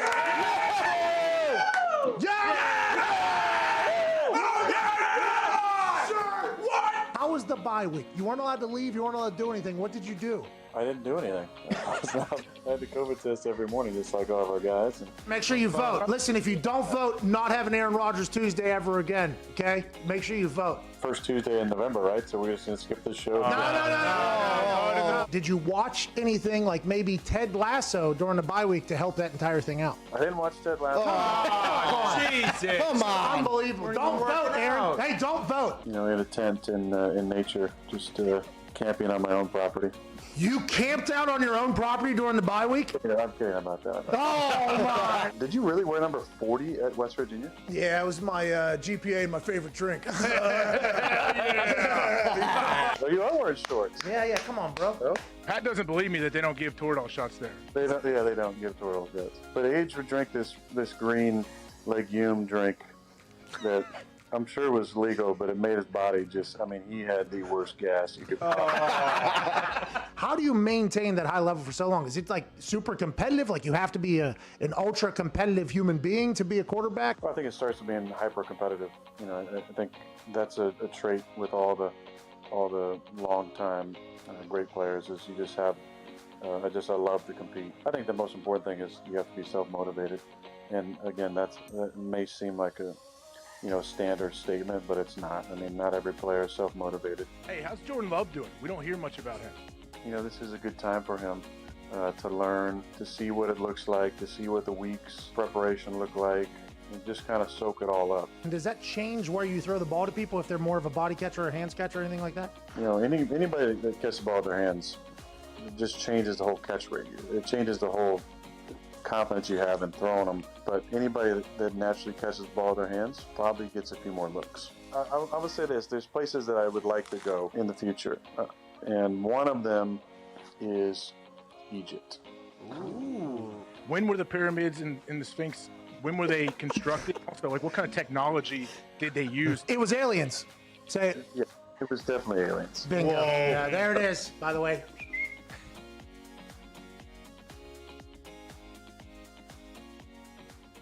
Aaron today said that basically Scott Stapp launched the career for Aaron Rodgers, and Scott Stapp then replied to Pat's tweet about it. So basically, Scott Stapp is now in our lives. Yes! Woo!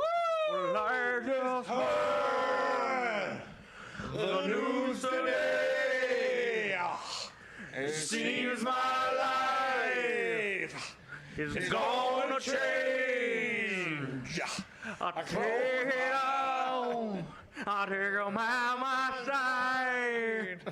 I'm hearing on and how my way with arms wide open. That's incredible. Boys, we did it. Hey, let's welcome him with arms wide open. We do. Scott Stapp, this is an open invitation. Whenever you want to come in, please. We love you, Scott. We love you, Scott. Love you, buddy. We love you, Scott.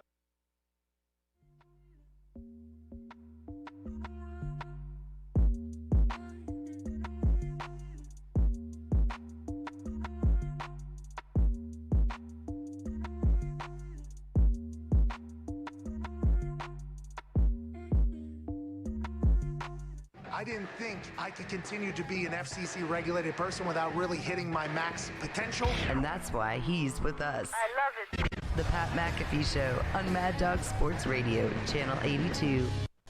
Oh, wow. Yeah. Little Tuesday boost here. Welcome back to the Pat McAfee Show here, Sirius XM, Channel 82, Mad Dog Sports Radio. What you're listening to right now is Don't Leave Me Lonely by Late Night Special. Late Night Special Band. Oh, yeah. It's a great song. It's Aaron Rodgers Tuesday. He'll be joining us in about 30 minutes. A lot of questions. Hey, got a lot of questions for him. We knew that there was a chance that he would have a loss while we were doing these interviews with him. Oh, yeah. Knew it was potentially going to happen. But today's the day. What will that conversation be like?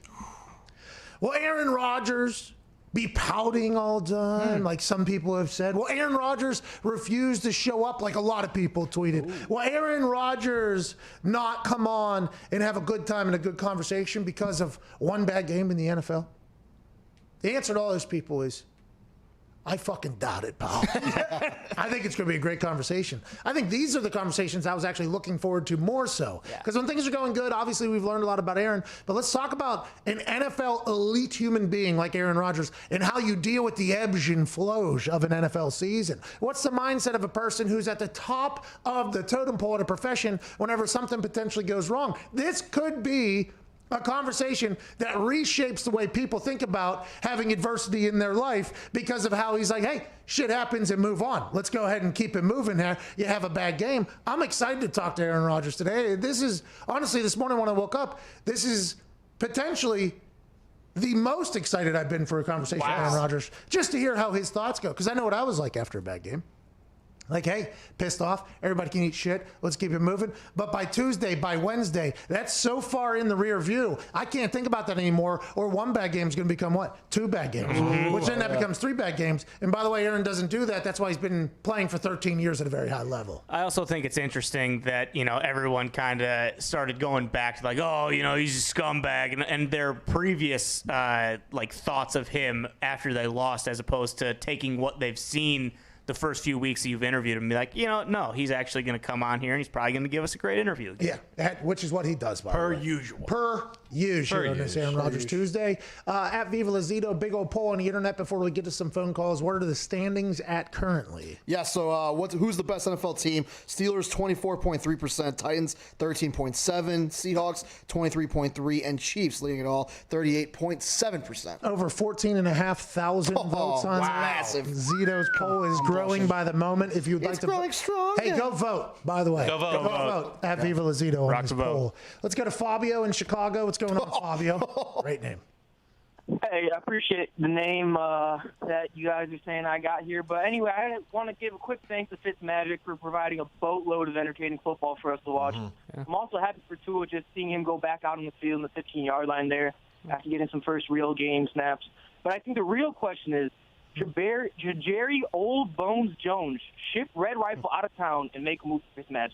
A lot of Fabio, thanks for the call there. A lot of people are saying that Jerry Bag of Bones Jones is potentially lost his fastball, but I don't think that's the case. Jerry Jones, in an interview today, he said he doesn't want to talk about the rest of the NFC East because, boy, our team has a long way to go. And now, via Jane Slater, who's an NFL Network insider, I believe, for the Dallas Cowboys, she just put out a tweet moments ago that basically said the players decided initially that they were going to keep all their problems internally. Okay, the Cowboys players initially bought into keeping things internal. Now, as they sit 2-4, the discontent is leaking out on the coaching staff being totally unprepared. They don't teach. They don't have any sense of adjusting on the fly. Another says they just aren't good at their job. So, numerous players now have told Jane Slater, who works at the NFL Network, these quotes, knowing that the public was going to hear about these quotes. And now Mike McCarthy, Big Mike, has to go face the music to his team, knowing that at least a few of them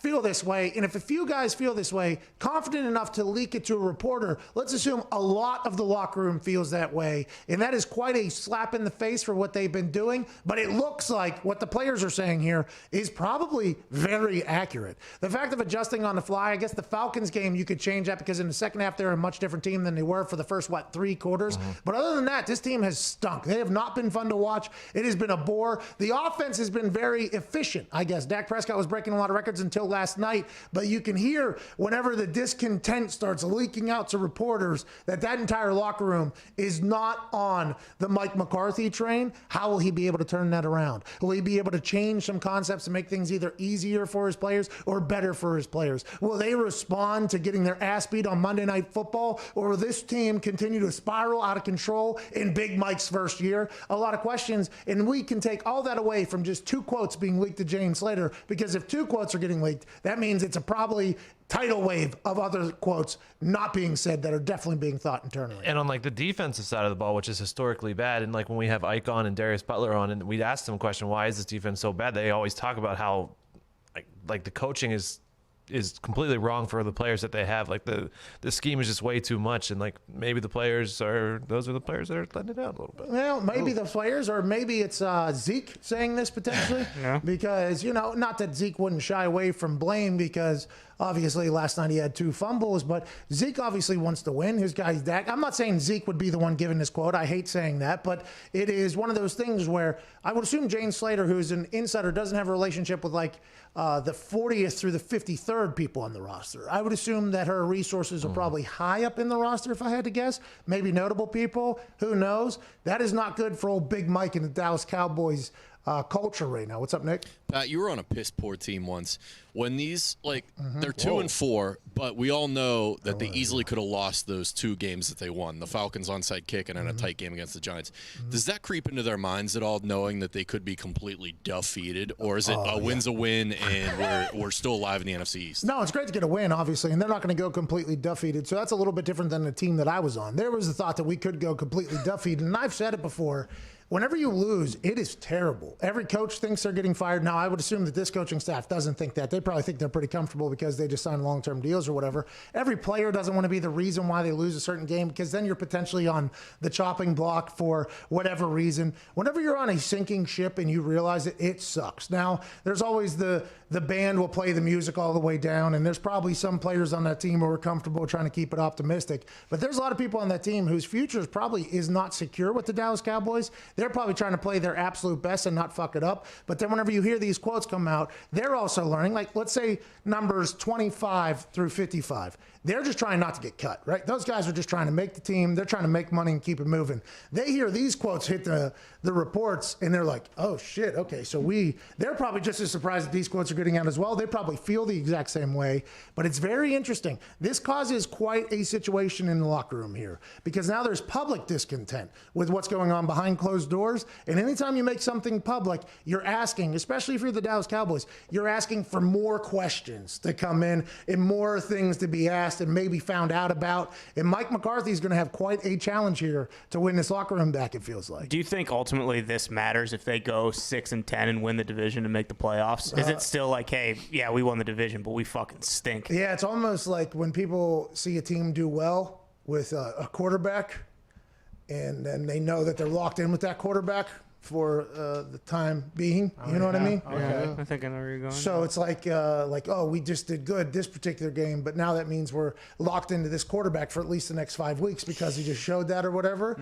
That could happen with some of the players. Like Cowboys win the NFC East, which they very much could at this point. Very, very much on the table at this point. Jerry Jones doesn't want to talk about it, but very much on the table. If you're a player, you're like, oh, great, so we win the NFC East, now we got to stick with this guy. And by the way, you already won the NFC East, so why would you change defense coordinator? Why would you change anything? You're on your way up. So there is probably going to be a thought of that, but that team needs to fix a lot of other things other than worrying about how people are feeling whenever they win the NFC East. What's that, Gumpy? I think the question has to be asked, how good was Aaron Rodgers to win with Mike McCarthy? I was thinking that as I was reading that Jane Slater tweet while I was going to the bathroom, my first thought after reading that was like, does Mike McCarthy get too much credit for Aaron Rodgers' success? And on the flip side, did Aaron Rodgers not get enough credit for his success with Big Mike there? I mean, that is something that you have to ask at this point. They're saying that they're unprepared, okay? They don't teach. So what are they saying? They're saying they're lazy? They're saying this coaching staff is lazy? Well, I'd be lazy too, I guess, if I had fucking Aaron Rodgers as quarterback. Like, hey, listen, Just go out there and do the football. Yeah, it's 1,000% yes. Just do the football. And by the way, each week, do your lifts that you're supposed to do the meetings you're supposed to do, and then do the football. And this is what we're playing, this is what we're running. They're saying they're not teaching. This is a first-year coaching staff in there. If you're not teaching, what are you expecting? Just people to figure it out, which, by the way, I guess could be a coaching style that has worked in the past. It's just, those quotes are, if you're a Dallas Cowboys fan, you got to be like, Jesus. We got no shot if these because Mike McCarthy came out after that blowout and said, I felt like our preparation coming into the game was our best this year. Yeah. The best this year. Now you got players like, we don't have a clue what we're doing out here. There's a lot of mixed messages coming out of that same organization. And you got Jerry Jones up there like, is it me? I'm wondering if it's at this point. It's a wild time down there in the Cowboys. Like, does McCarthy's prepared quote admit that sometimes they just weren't well prepared for games this year, and that's probably not a great look either? No, that's just coach speak. And another coach speak is we didn't execute, because then that's saying the players don't know what the fuck they're doing. We had the plans in. We had great plays. We had great strategy. We had great preparation. We just didn't execute. That's classic. Like, yeah, we did everything we were supposed to do. These fucking players, though, just can't figure it out. Nick Saban going into half this past weekend, whenever they were doing what they were doing to Georgia, he was asked, I think by Maria. I don't know who. No, maybe. I forget if it was CBS. I think it was CBS. It was CBS, yeah. So it was Jamie Erdahl. Great question. What do you guys need to do or whatever, classic. And he goes, we just got to execute. We're prepared. And as soon as he said that, I was like, oh, this is the classic. We coach perfectly.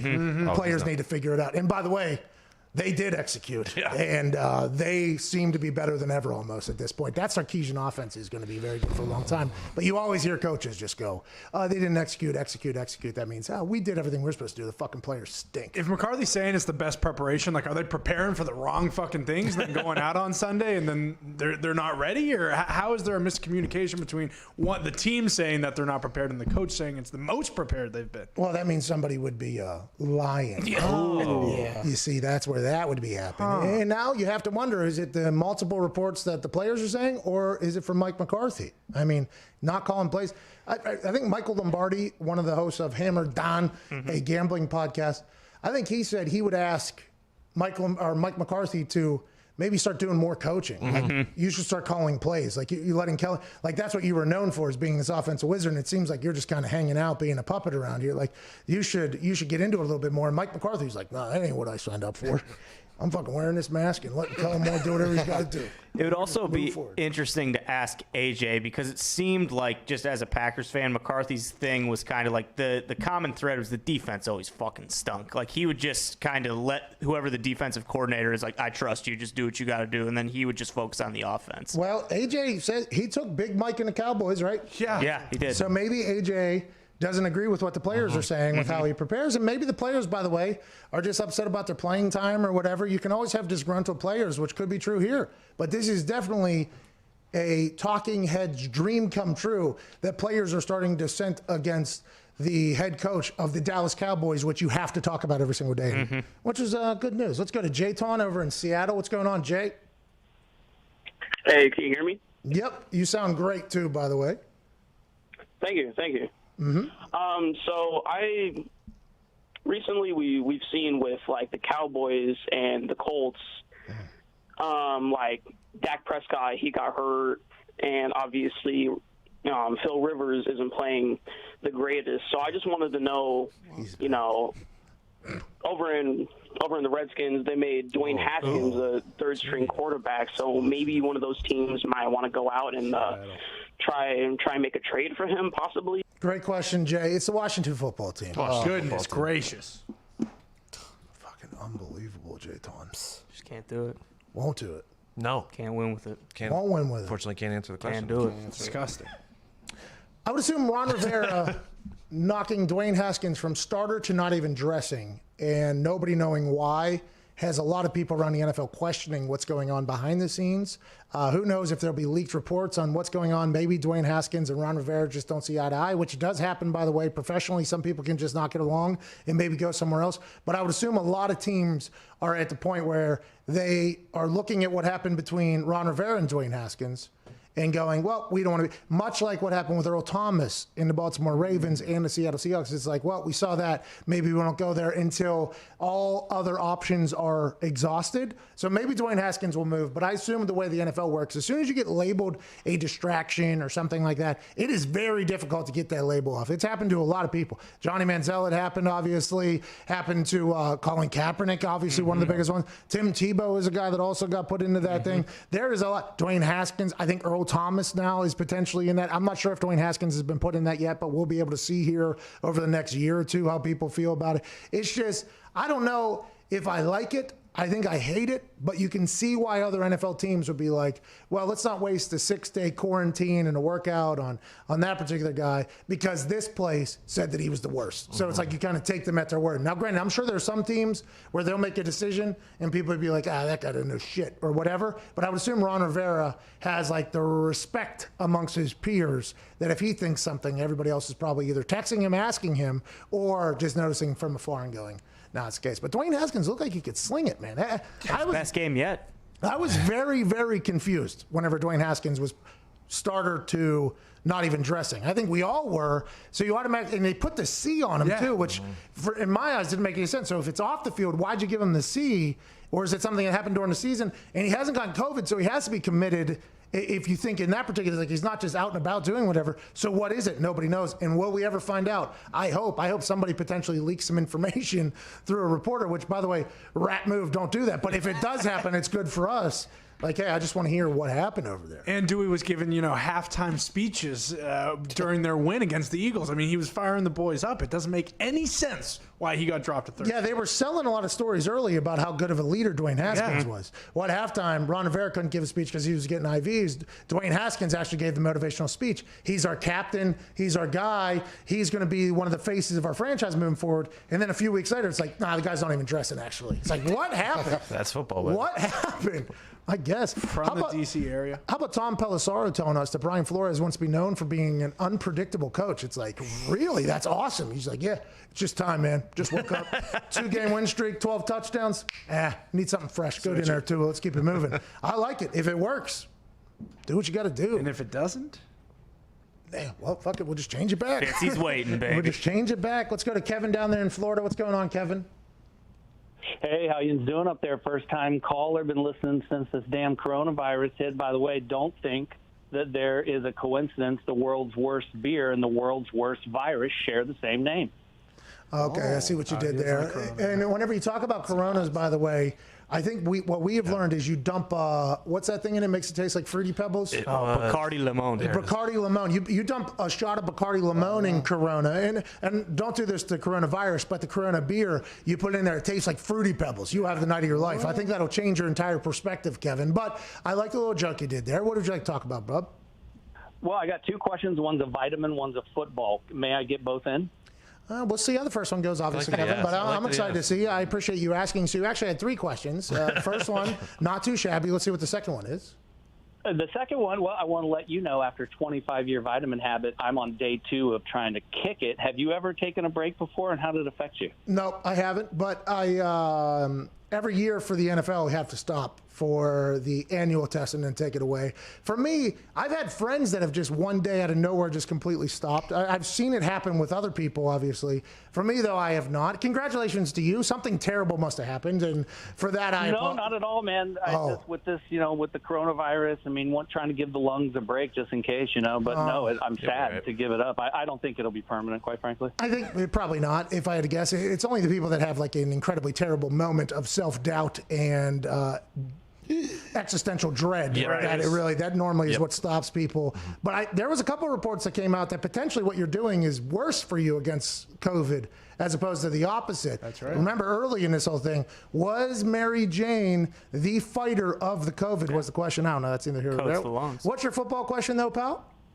All right, so football, Gump, I'm also a Dolphin fan, but I've lived way too long in Jacksonville, and so, they're kind of wearing on me a little bit, good and bad. But do you think, from a player perspective, is Jacksonville one of those cities? Now, listen, if you're a family person, great town. Sure. A lot of recreation, a lot of fun things to do, churches and all that good stuff. But if you're a young 20-something signing a free agent contract, and you don't want to do extracurricular to the detriment of your play, but you just enjoy the nightlife. Yeah. Is Jacksonville a place that will ever be able to sign that kind of free agent because of the culture down here? Great question, Kevin. Jack's Beach, good time. I'm not sure anything else other than that. I have been out and about in Jacksonville. They got great restaurants down there. They have this like plaza area that's nice. I would assume it's not just the nightlife of Jacksonville that is problematic for signing free agents to the Jaguars. Also could be that 25% of all of the complaints the NFLPA received. So at 32 teams, 1,500 some players, 25%, 1/4 of all of the complaints they got in the NFLPA about workplace operations came from the Jacksonville Jaguars. So I would assume that potentially affects free agent signing a little bit. Everybody feels, whether right or wrong, and I know Tom Coughlin has moved on and they're trying to change that whole thing. There's probably a thought amongst free agents like, oh, it's a nightmare to play there in Jacksonville. And also the team stinks. So I would assume those two things potentially piggyback on top of each other. And just a couple years ago, AFC Championship team. Now it's anywhere near that in anybody's eyes? No. And I don't know if it's because Gardner Minshew looked awesome week 1 and they haven't been able to get as many wins, and the Detroit Lions, which also haven't been able to get a lot of wins, they just beat them. So I don't know if it's the nightlife. I think guys can make do wherever, especially in this new world where a lot of guys are just gamers. Not really, I don't think there's that much of a party crowd in the NFL anymore, which is a shame because you need some of those guys in the locker room for sure. Big time. And I assume there is. So I don't think that's the problem in Jacksonville. I think it's potentially on the field stuff that is problematic over there. Let's not forget they got our guy Joey Schobert playing middle linebacker. He signed that down there as a free agent. That's worked out very well. And Joey Schobert's flying around, by the way. Just flying around. Playing unbelievable. They also didn't pay guys they had, like Jalen Ramsey. Oh, yeah, they kicked him out of town. That doesn't help. Ngakoue. Calais Campbell. They trade him out of town. Yeah. Huh. Let's talk about Whoop. Whoop is a fitness wearable that provides daily personalized insights to you on your sleep, recovery, and how much stress you put on your body throughout the day from both your daily activity and the normal stressors of life. I've been using Whoop over the last year off and on because Whoop calculates my body and tells me when it's at its best and when I should potentially lay off a little bit. Wow. For instance, I'm about to get on to a new workout routine. Okay? Here you go. I'm about to get into taking care of my body because last year I saw a picture of me. I went to 275 pounds in one fall season. 240 to 275, 3 months, body almost shut down from the amount of food, travel, and lack of sleep I was doing. I promised myself this fall will not be the same. Although football's on Saturday, Sunday, Monday, Tuesday, Thursday, Friday. I am trying to take care of my body more, and our friends at Whoop have been helping me out greatly. What it does is it calculates what your body's used to and what it normally does, and then compares it to the day that you're having currently, and lets you know that you need to work out a little bit more, maybe get some more sleep. Here's your heart rate, here's everything. Whoop is a tag team partner in getting into better shape that everybody should be using. And right now, Whoop is offering 15% off when you use the code McAfee at checkout at WHOOP.com and enter code McAfee to save 15%. Sleep better, recover faster, and train smarter with Whoop today. Ladies and gentlemen, hour 2 is wrapping up on this Tuesday, October 20th, 2020. We have about a 6-minute break, and on the other side, Aaron Rodgers, quarterback of the Green Bay Packers, will join us. Get ready. Aaron Rodgers Tuesday is on the other side. This is the Pat McAfee Show, Sirius XM.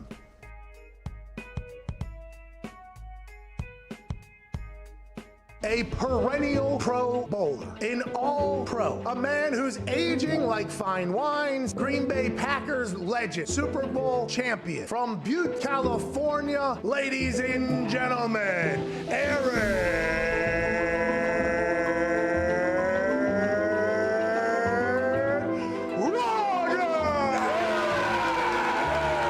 Please tell me that that's going to be a one-time thing.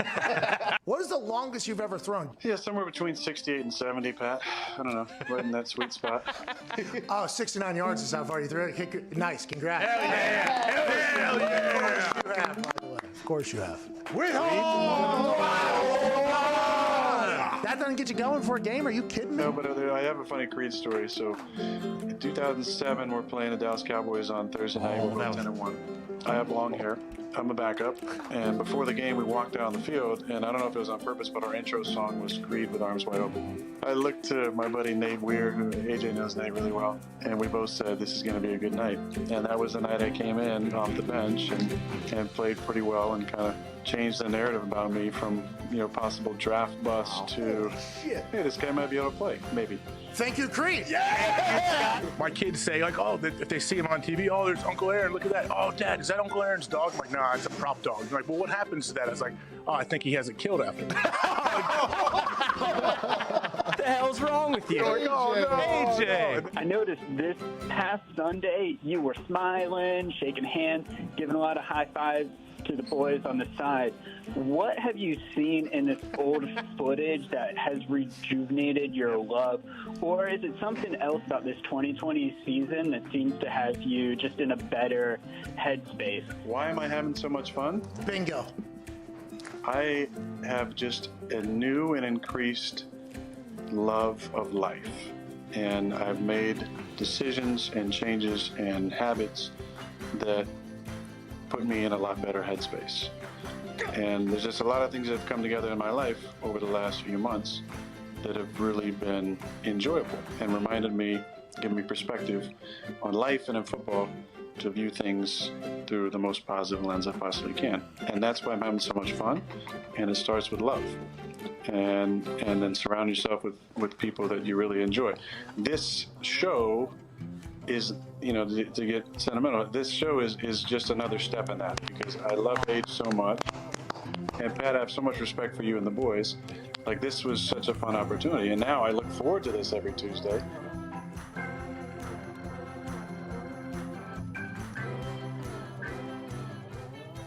I just got this weird feeling over me. I think it's going to be a blowout. Hey, this doesn't happen on a regular basis. In which way? Which way? Cowboys could blow them out.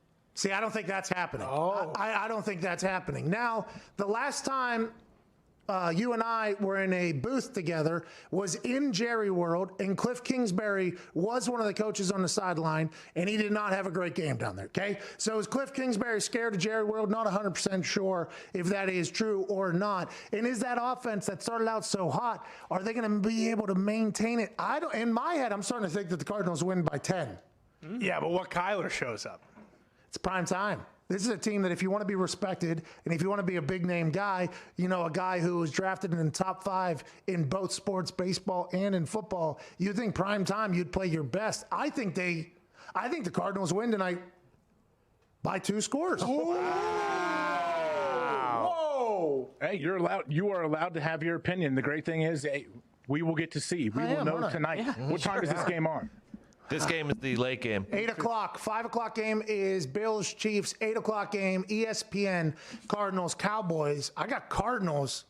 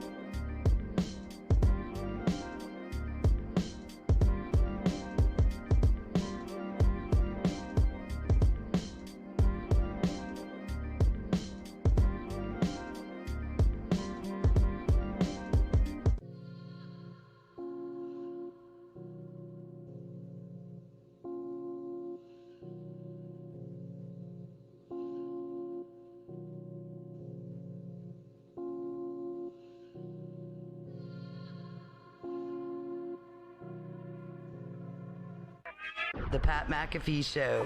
There'll be no rules for our guests, for us, for the things we can talk about. Speaking his mind. I've never had a problem expressing my opinions or my thoughts or anything like that. While being relatable. I haven't had that manufactured fake-ass celebrity that a lot of people have whenever they go on those big networks. I've had a chance to really build my crew, build my following, build my audience. And ridiculous. What am I supposed to do? So I'm supposed to look at something that I can definitely afford and say, nah. Is that what I'm supposed to do? The Pat McAfee Show starts in 3, 2, 1. Oh, my God. Welcome back to the Pat McAfee Show here on Aaron Rodgers, Tuesday, October 20th, 2020. Hour 3 will begin right now. Joining us is a man who's a national champion and a Super Bowl champion. Some call him the Crimson Chin. Ladies and gentlemen, AJ Hawk. Aaron James Hawk, how's it going, pal? Feels good to be on the other side of your Dallas Cowboys at this particular moment, pal. Hey, you know what? It always feels good to wake up in first place, and that's what they're doing down in Dallas. So, but there was a moment last night, Pat. There was a moment in the game where I had to sit there and think to myself, I might have to start to begin to be worried about my Dallas Cowboys victory. But then all of a sudden I went online, I checked the standings, make sure I'm still I confirm it. Okay, hey, good to go. We're still in first place, guys. Let's keep it moving. And before we get to Aaron here, which is, I assume everybody on earth is excited to hear how this goes. There's people saying he wouldn't show up for this call. There's people saying he would be short, everything like that. There is now messaging coming out of the locker room from the players through Jane Slater, who works at the NFL Network, that the players do not trust Michael McCarthy with their success, basically. We'll talk about that later. Now, joining us is a man who is a Super Bowl champion. A man who's been at the top of the NFL for 13 years. A man who's won an MVP. A guy who's been playing football better than he's ever played football in the two-time MVP winner. A man who has been playing football better than he's ever played before. Like a fine wine, this handsome man is getting better and better and better. 4,000 touchdowns on the season. Handful of interceptions, just less than 3. Ladies and gentlemen, Aaron Rodgers.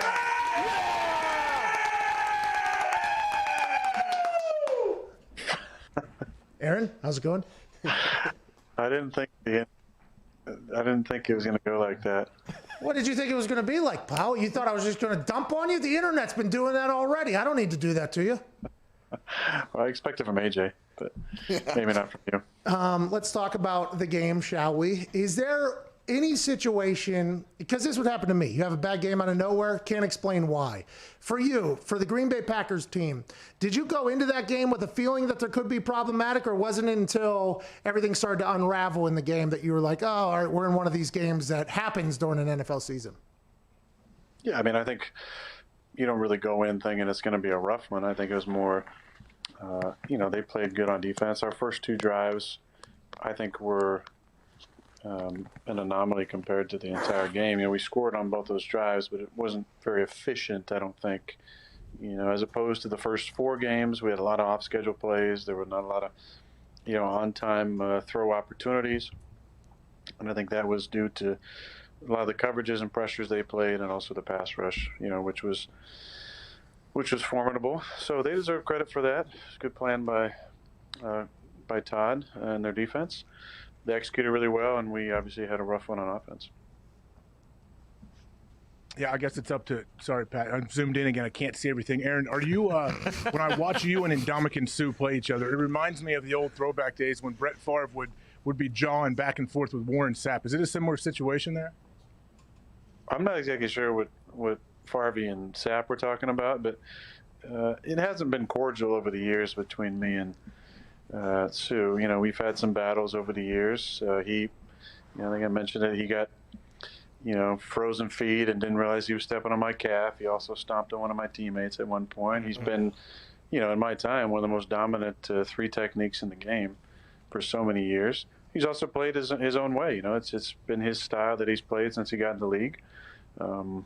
and that leads to some interesting conversations throughout the years. Yeah, let's talk about those interesting conversations, because I am no master lip reader, but they were zoomed in on your face the entire game. I don't know if you got a chance to watch back the TV copy. You need to know that every facial expression you make throughout the game is being documented at about this particular closeness, right? And they were trying to catch what you and Sue were saying to each other.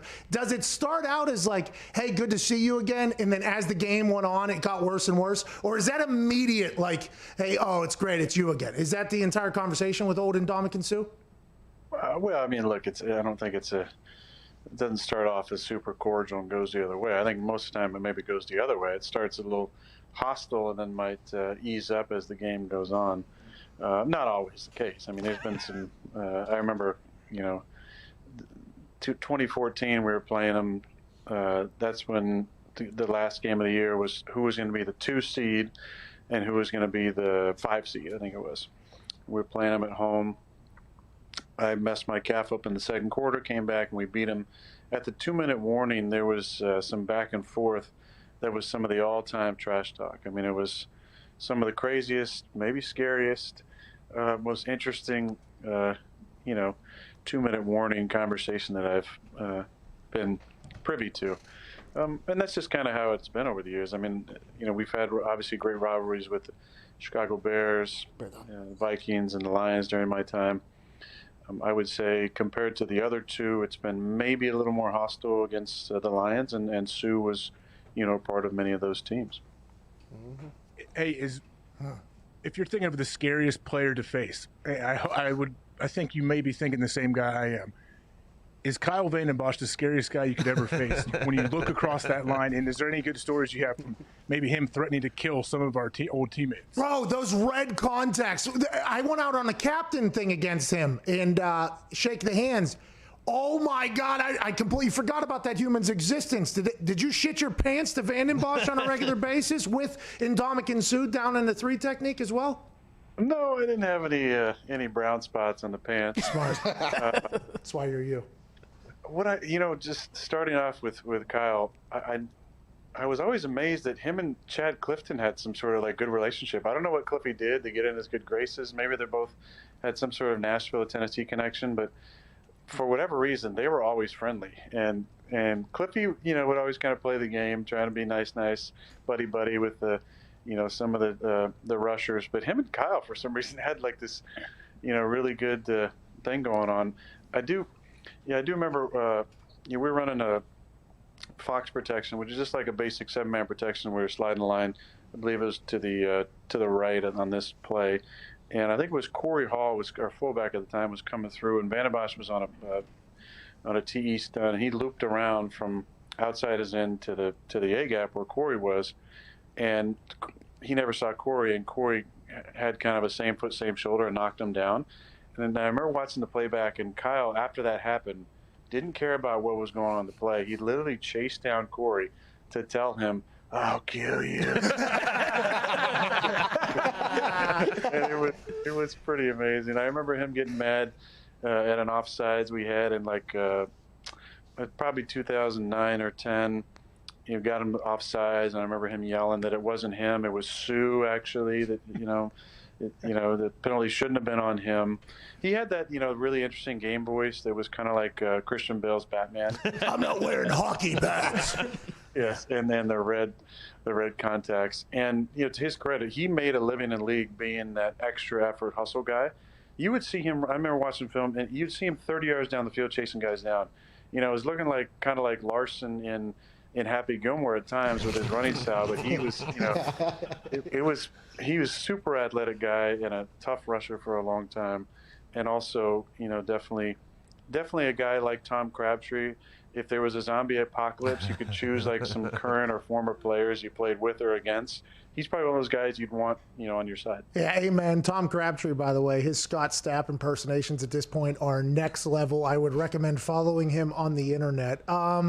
You always have a good relationship with people, it feels like. And whether it's people respecting you, and I think I realized that most whenever you gave your ultimate suck it quote a couple weeks ago on this show. You had people from the NBA, the basketball world, that were like, Aaron Rodgers is that dude. Like, I think you have been a guy that have captivated a lot of athletes. Like, hey, that's the dude up there. Like, that's a guy we appreciate. So now that the younger generation is in the NFL, you see a lot of cordial interactions between you and players. And I would assume a lot of players are like, hey, man, big fan. I'm assuming that people would say that's you on the field and you laugh or whatever. So seeing you and Ndamukong Suh still get into it in 2020, I think was a big storyline on the air. It's like, yo, this guy gets along with everybody. Have you guys ever seen each other off the field? Is it just strictly on the field where there's a awkwardness amongst each other? And have you ever run into each other off the field? Haven't run into each other off the field. You know, I know that he's done a bunch of investing with Warren Buffett, I believe. Yeah, who eats McDonald's every morning, by the way. Warren Buffett. Yeah. Warren Buffett, the same sandwich every morning. McDonald's? Yeah, it's a sausage McMuffin, I believe, is his go-to. Yeah. Business now in 2020 America.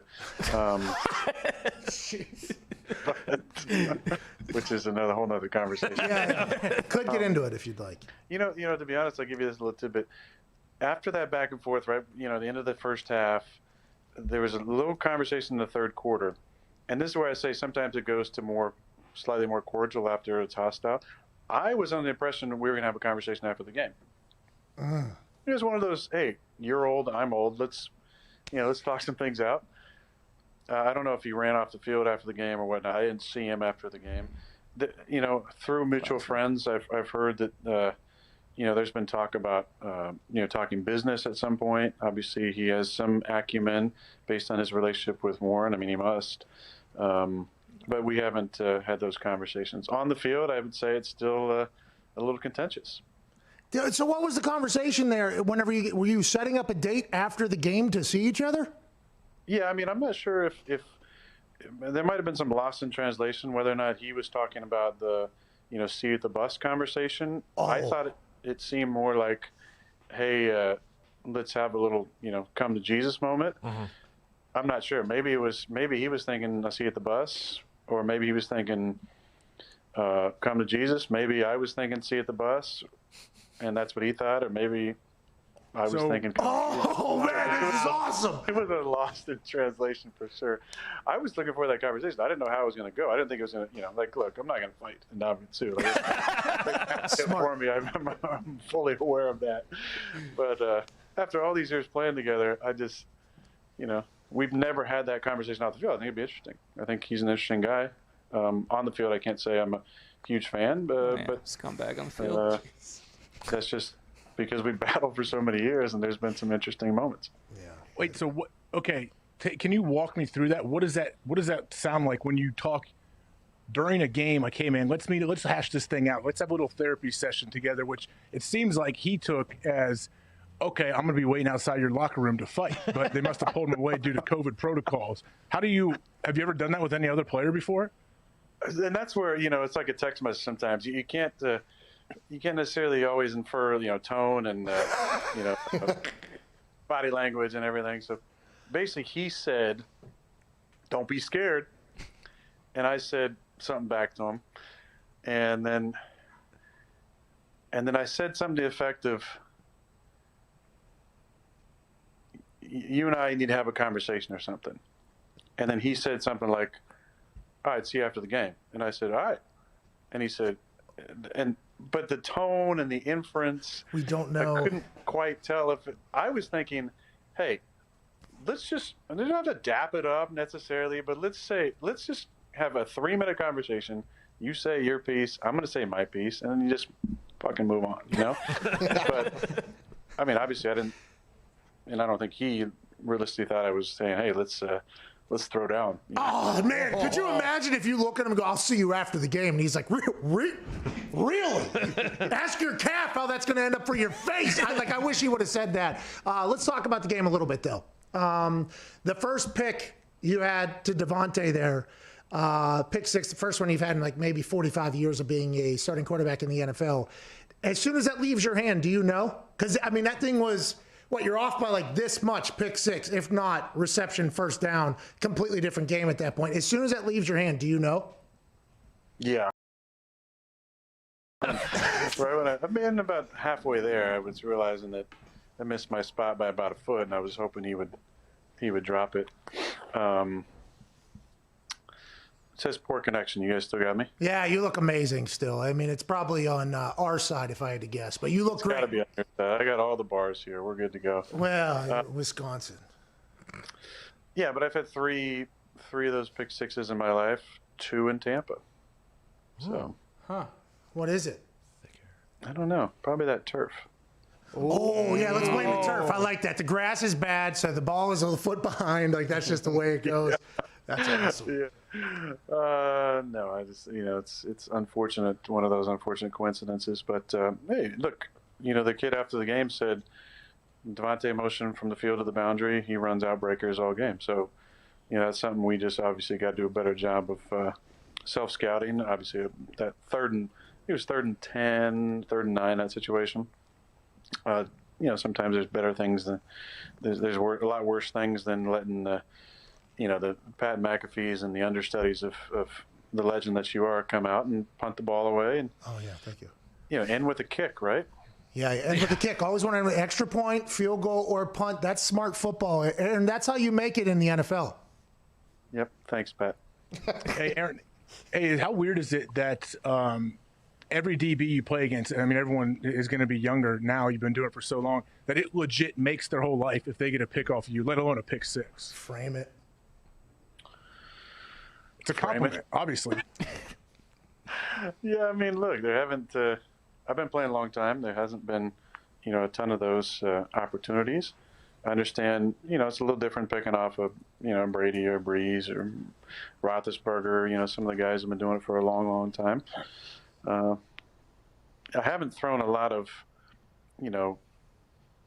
clean ones. Where it's just guy makes a good play and picks the ball off over the last few years. It's been a lot of deflections, stuff like that.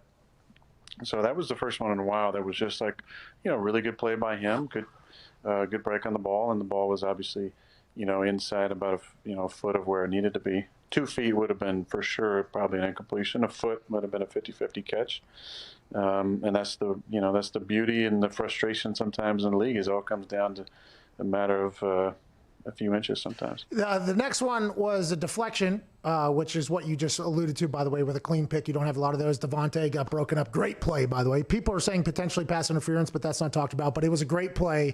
It gets picked off. Then I heard the commentators, I forget, was it Joe and Troy? I forget who it was. Yeah. Joe and Troy said, when you're a quarterback and that happens, you can be off a little bit. And like maybe you're kind of gun shy or trying to force it a little bit. Does that happen naturally for anybody that's quarterback? Or do you think that it was just the pressure and everything else that potentially changed the way you were throwing the rest of the game? No, I don't think it had anything to do with that. I mean, I've been around a long time and played a lot of football. Like, that kind of stuff doesn't affect you. We were definitely more affected by the pressure and the rush and the fact that we just didn't, we didn't throw and catch it well and get open and move the sticks consistently enough. With the next drive, had a chance to Mercedes down the middle and missed him by about, 4 inches on about a 30-yard play. And that's the thing. I was off. We were just a little bit off, the entire day. Credit, is due to them kind of disrupting some of the stuff that we want to do. But we talk about it a lot. Our biggest opponent often is ourselves and just doing the little things. We had a lot of correctable mistakes in the game. But that's the difference between, a blowout and a tight game against a good opponent. I spotted them 14 points after being ahead 10-0, and then we did nothing. The next drive, we had a chance for a big play to get back in the game, missed it. Next thing you know, they scored a couple touchdowns, and you're down by 2 scores, 3 scores, and then obviously 4 scores when you don't really put anything together. And that was kind of our day on Sunday. But I truly believe it was more of an anomaly than some sort of trend. I mean, we've been so consistent on offense the first 4 weeks, and still, you look at where we're at after 5 games. We're 4-1. We've only turned the ball over twice in 5 games. Woo! Let him know. Let him know, Aaron. No, I mean, I'm just, Pat. My trend on this show is just spitting the facts. Yes, that's right. Do you think, and I did question this on the internet, do you think the football gods potentially, and I'm not saying definitely, I'm just saying potentially here, do you think it was the 3 pumps that potentially got you into deep shit with the football gods, Aaron? Did you think about Hingle McCringleberry potentially coming back and biting you in the ass whenever you're stroking it? You know? You ever think about that? I think that's the wrong way to go, Pat. I think you cannot associate those two things together. When you start doing that, you question every single celebration in your life. You, of all people, a man who is celebrated as much as anybody at your position, Bingo. You must realize, whether necessary or unnecessary, the celebrations have no correlation in that sense. Now, there has been I'm a just couple saying what guys people were there's- saying. People were saying it wasn't me. Yeah, I think when you mock somebody else's celebration, all celebration laws and rules are off, because there's been guys who've mocked celebrations and gotten hurt in the process. I think it's, that's something you maybe don't want to do. I was definitely not mocking McCringleberry at all. It was an ode of love, and the sad part about it is addressing that rule, which makes no sense to me. Like, I understand the giving yourself up part in the field of play, but as I'm going to the end zone, 0% of me is giving myself up. Now, if that is the case, then am I not a protected player at that point? Again, not a penalty that I want. I do not want a protected penalty. Like, I'm not an advocate for that rule, but you can't have it both ways, right? You can't have it, I'm giving myself up, but then also I'm a non-protected player at that point. Yeah, you took a big shot. You took a big shot in that. Yeah. You know who that was from, right? Who? Winfield Jr. Oh. Wow. I had a fun conversation with him. He seems like a really great kid, and I enjoy watching him play. And I went over and tapped him on the helmet and said, "Like your dad." Was definitely in my stance one. Played the game the right way. He was a little dude who packed a punch, and he was athletic enough to play as an outside corner and an incredible nickel. And yeah, that's who kind of gave me that rib shot, which still a little sore today, but I was pretty bummed out when we had to go back on the field. I mean, happy for Jonesy and all fantasy owners who had Aaron Jones. Smart. That's very nice of you to think like that. A lot of people would say you'd be too selfish to think like that. Sidebar: what glass of great question or plastic? I don't care about the oceans, but what Bro, I'm not using a straw, bro. Keep the fucking turtles out of my life, dude. What's that? What number green tea is that for you? So this is number 2, but I'm happy you mentioned it because I got a Scotch glass here. I saw your interview. What's that? Who went out and got that for you? That's the real question. Oh, it gets delivered here. Come on, it's 2020, bro. Have a little respect for fucking DoorDash, dude. Anyways, no free ads. That day saved my life. You said in the interview that you would add an extra finger to your Scotch drink or whatever. And I'm not privy to the Scotch drinkers. A finger is just what? Just one finger this way or this way? Yeah, like this, bro. Or this. So what do you normally do? 3? Yeah, I mean, like 2 or 3 is pretty good. So did you do 4 on Sunday? You did a full fucking glass? Bro, we got home way too late, man. It was a long night. We didn't get home. I didn't get home till like 11:40. By that time, I was ready for bed. So look at how much Scotch that is. Is that what you did? Jeez. It's not that much. That's 4 fingers, dude. You said you normally do 3. That's 4 right there. But you have those fat sausages. I am Irish, by the way. I do have fat fingers. I mean, Hey, Aaron, so are you telling us here on the show that you did the 3 pumps celebration to shed light on a rule that you feel like should be changed? No, I didn't obviously know about the rule change when I was doing it. I'd say that the biggest crisis of conscience that I had during the game was after I ran it in, I didn't realize that a couple of my teammates felt like the shot was unnecessary from Winfield. And so I looked over and I was ready to do the 3 pumps and nobody was around me. But then I looked to my left and my brother, Tim Boyle, my backup, was running down there to play the referee. And so I said, I'm going to go for it. Even though no one else is around me, I'm just going to go for it. Tim's here. So I just battled through, the pain in my ribs just to give some joy to the world.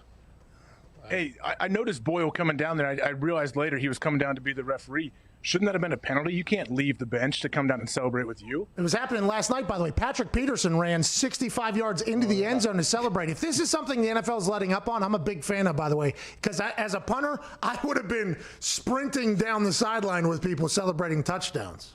Well, look, I believe that the rule is if you're in uniform, you can. If you're not in uniform, you're not supposed to. Oh. Because there was some video that the league sent out about the celebration rule that we talked to the referees about before the year, and I believe that was a point of emphasis.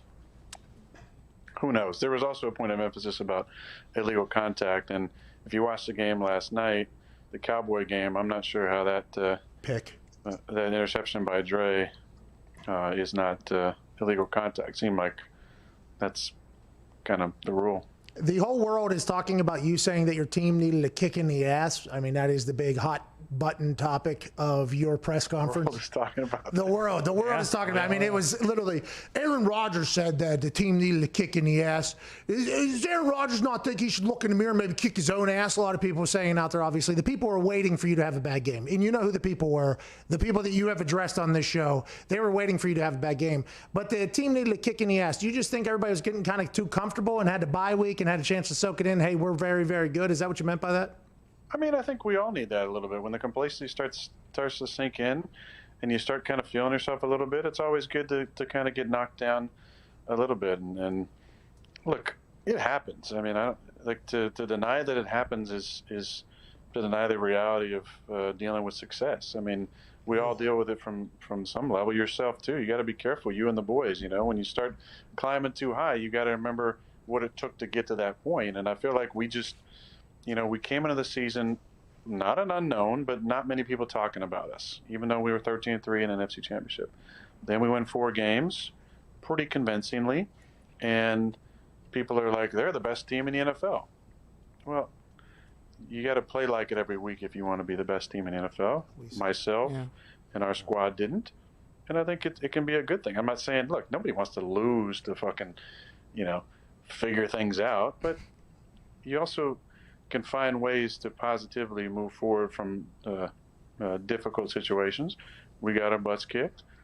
You know, I think it's something that we can learn from.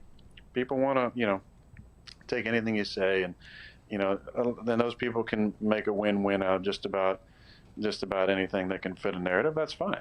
But look, I stand by the things that I say, and I feel like that we can use this as a positive and a reminder when we start climbing that hill again that, you know, consistency is the most important thing. And great teams have consistent habits. And so we got to keep doing the things that got us to 4-0 in order to get back to where we want to be. Here, huh? Yeah. Here. Atta boy, Aaron! You my boy, Blue. What's going on, man? Yep. Ty, what do you got? Aaron, Bakhtiari went down on Sunday. I'm not sure if you've heard anything about his condition, but if he does end up missing an extended period of time, is there any way to replace him on the line? Yeah, you'd replace him with somebody else there, Ty. Next man up, Ty. Figure it out, Ty. We got our butts kicked. That was such a media question from you. I want you protected, pal. I'm tired of seeing you taking the shins. I was worried, you know, Ndamukong Suh was going to step on your neck on Sunday. No, you know, I was proud of Rick. You know, Rick has played a number of positions for us now. Obviously, both tackles. He's, you know, worked at times at guard. You know, he's a guy who's been a pro for a long time. Obviously, it was, you know, tough. You never want to see your all-pro left tackle go down, but a lot of people, nobody's feeling sorry for it. I mean, look at around the league. There's a ton of injuries. You know, various teams are really dealing with it, maybe even more than other teams. But that's kind of been one of the trends from this season so far. Is, you know, a lot of major guys have gone down with injuries, and you just got to find a way to keep competing. And there's not going to be any excuses or people feeling bad for you if you're not winning. So we're going to have to, you know, find a way to still be efficient. We've done it in years past. we played a game with a center and 4 guards before on the offensive line. 2 of those guards obviously playing tackle. So we've been able to find a way over the years. And if Dave can't go, then we'll make sure Rick feels as comfortable as possible and find a way to get it done. What did Takatari went out of the game with what was listed as an upper body? That's all they told us. What's his name? What's his name, AJ? Justin Takatari. It goes back a long way. But yeah, just upper body, right, Aaron? When Ty wanted you to comment on injury, I figured you were going to say he's got an upper body. Yeah. I did laugh when I saw like chest or upper body. It is interesting how injuries are, talked about and reported. I laugh from time to time when the NFL talks about, gambling policies. Obviously, there's some sort of association with many of the sites, but the whole reason for, an injury report, I would assume, is so lines can be set. I mean, Pat, you'd probably be able to tell me if that was not the case or not. No, it's definitely it. Yeah. There's been different coaches over the years who've handled the injury reports. With maybe more detail or less detail, depending on what team they've been on. I'm not sure what Dave's status is. I haven't seen him since the plane. He, was definitely dealing with some discomfort. But if I know Dave, he's going to do everything he can to get out there and play. We've joked with him about times about not having the best pop-up game in the business, where you kind of get popped and maybe hang on the ground for a little bit. I'm not saying I have the best pop-up game either. I feel like at times it's really good. At times, I kind of take a little break on the ground.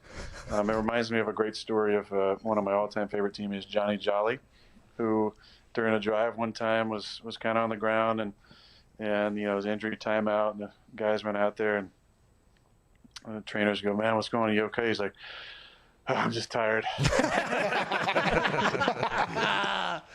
But I think Dave will be.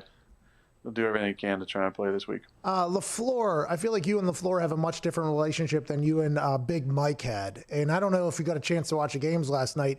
Big Mike is entrenched in battle right now with everybody. There's quotes coming out from the locker room that he's not prepared and they don't trust him and blah, blah, blah, all this stuff. Would it be difficult to go from LaFleur to Mike McCarthy? Like the Dallas Cowboys are going from Jason Garrett, who seems to be the clapper, upbeat all the time, to Mike McCarthy. If you had to talk, not that you want to speak on their situation because you're not in the locker room, but if you had to go from like LaFleur to McCarthy, do you think that would have been a difficult transition or no? Look, I don't know. I mean, every coach has different personality. I think at the core, there's a lot of similarities between coaches. I think you never want to hear the inside sources or somebody from the inside or somebody going on, not going on the record, these anonymous quotes or whatever. You don't ever want any of those things.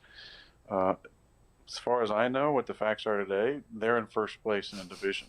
First place in any division, regardless of your record, assures you a home playoff game. Yeah. We won a division in 2013 at 8-7-1. Had to win our last one to get a home playoff game. So, that division obviously has been a little down this year. With I think Philly's 1-4-1, and the other two teams are 1-5. But they still have a lot of games against each other. The long season, obviously, losing Dak doesn't help because he was off to one of the greatest starts in history as far as like the amount of yards he was passing for and the efficiency. That tragic injury, but. Mike he knows how to deal with any type of adversity. We went through ups and downs at the time, mostly ups in Green Bay, but I know Mike knows how to steer those difficult situations. But it doesn't matter who you are, whether it's somebody talking about a player or a coach. Like you never want those unnamed sources to come out. That anonymous stuff. I think that's some chicken shit. Yeah, it is rat. Hey, don't be a rat, okay? Let's keep these things internally. And in the report, Jane Slater said, initially the players thought they would keep it internally, but now things are starting to seep out. It's like, oh, very nice of them for 6 weeks to decide not to bury their coach publicly. That's a very interesting world to have. All those anonymous, you can get away with saying whatever, whenever, however nowadays. It's wild. It's a wild time to be alive, Aaron. It's a wild time to be alive. 6 weeks. I mean, that's just a culture we've talked about on this show about overreactions. You're 6 games in. And you're just one game without your starting quarterback. So, it takes time to find your identity in any season. You're not going to necessarily find it in 6 games, whether you're 6-0 or 1-5 or 2-4 like they are. So, and you got to, on some level, you got to trust the process and give it time to work itself out. Now, last year we had to trust the process. Our first 6 we were 5-1, but it was different. Things are different, schedules are different, messaging is different, and you just have to embrace the changes and be comfortable in things that make you feel uncomfortable based on your past. And the other part is half the locker room, maybe more in the locker room, it's the first time doing it. So, they don't know anything different. This is just the NFL to them. They haven't been around other coaches or styles. They have in college, but I think you just have to embrace the culture, and that's where the leadership on every team, has the opportunity to lead from the front. And I would guess that this week there'll be comments from the leaders that that clearly talk about the feel of the team, just like for us. Coming back from a difficult loss, it's important for us to messaging to like Mike used to always say, listen to your language. How are you talking about yourself, your team, your situation, your culture? Because that's going to talk about the character of the football team. And I look forward to hearing, from our guys and staying positive and realistic about where we're at and where we're going. Golly, that's a good answer there. Hey, that was a really good answer. Wow. And by the way, you keep up with everything. Huh? You know everybody's fucking record at this point? That's wild. Okay. I didn't even know who we were playing normally whenever weeks ago. Like Wednesday or Thursday, I didn't even know who we were playing. I'm like, I'm just got to kick the ball good. I don't know Pat, I don't know what you would do on a normal day. I know you don't have meetings and stuff for the most part. I'm not saying them with all due respect. Thank you. But, That's all you're also a very cultured, man of the people. You got your chain going on. Thank you. Pinky ring, by the way. Frequent V-neck wearer. I'm sure you had. What is that? You're married now? Yep. No, that's this one here, Aaron. See, when you get married, it's on the left ring finger. This is a pinky ring, Aaron, because pinky ring. Yeah. But you had other things going on. I'm sure you had, important things that games you were playing, video games probably at times. Cornhole. Yeah. You had. I'm a sniper. Like you, like Patrick Mount. Hold on. Before AJ's question, I have this question. Why don't you think you've done enough for State Farm that they could give you a fucking Rogers rate at this point? Don't you think that you deserve some sort of Rogers rate at this point for everything you've done for State Farm? That would be nice. I mean, it's a mutually beneficial relationship. I have a lot of love for that company, and I'm just glad I haven't been completely phased out. Does feel like that's potentially happening, doesn't it?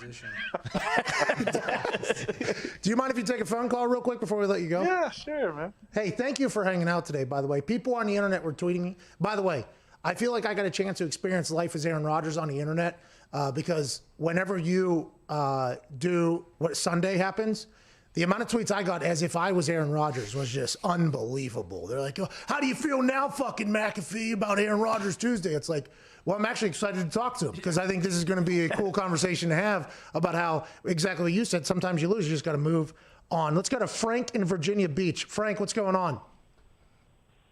Hey, Pat. Thanks for having me. Hey, Aaron. How you doing? Hey, Frank. That was nice. Hey, so I have a non-football related question. So I know you were an extra in Game of Thrones Season 8. I wanted to get your opinion on how you think the show ended and if you read the Game of Thrones books or not. Great question. This show will never talk about this again, so let's give a good answer here.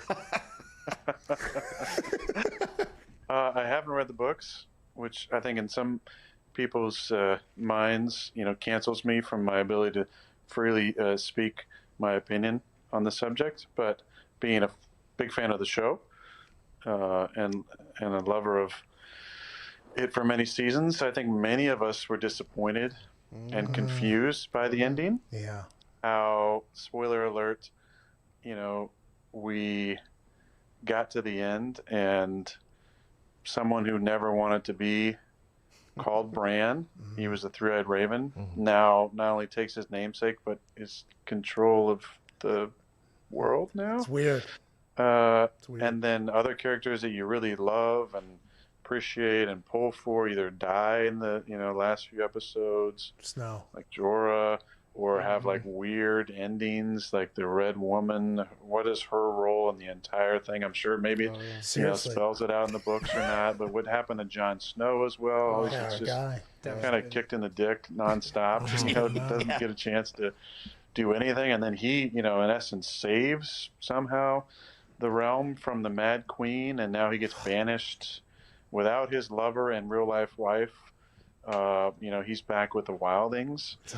And then, the Unsullied, are going to just let somebody kill their queen and then just sail off on their own. That won't happen. That's not their character. So many storylines to me just didn't make a lot of sense. I said it earlier. I would have loved if it would have just been, hey, Cersei wins. Okay, cool. That's the most throne things ever, or Tyrion gets the throne. I mean, that would have been super ironically apropos, I think. But Jesus, the way it ended, I just feel like it left a lot to be desired. Which one were you? Do you know which one you were yet? The highly unathletic one, ducking. I've talked about this way too many times. You still have yet to give us an answer, though. Which one were you? Because it was when the dragon, right? The big fucking dragon was blowing all the things. The guy running duck-footed heel first with his arms splaying all about. Yeah, no cakes. Weak jaw. Turned into the alley. Was that you? I think that guy's related to AJ somehow. Oh shit! Hey, I don't watch the show, but I know when you were on there, the clip started going viral. It was on the internet. I remember I texted you right away, like, this is unbelievable. This isn't me. You got to be kidding me. You really didn't think that was me, did you? I'm like, yeah, that's you, man. That's your character. Kid does look like you. Where were you? What did you do?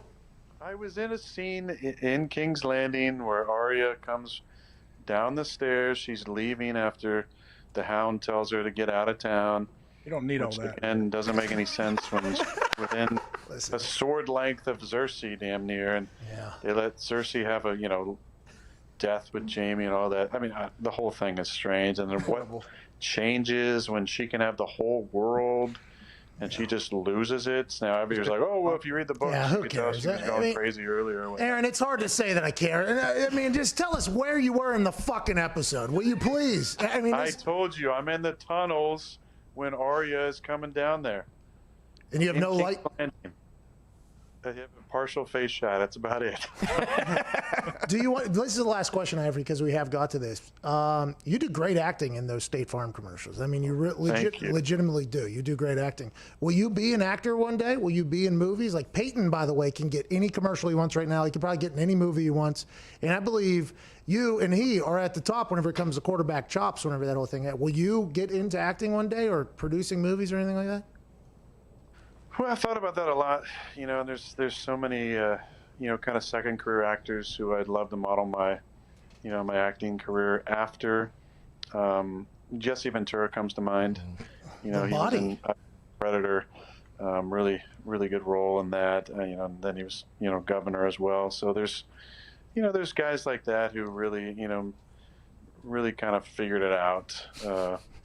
Later in life, just that they had this gift that they just got to share with the, with the entire world. I'd love to be, if there's like an Expendables 4, I feel like that's that movie I could kind of get started in to kind of get my, my first kind of acting chops. When you're working alongside guys like Sly and Chuck Norris and Dolph Lundgren, what better actors to learn from? You and can't then keep this up with those environment, guys. I'm sure, that's created on those sets.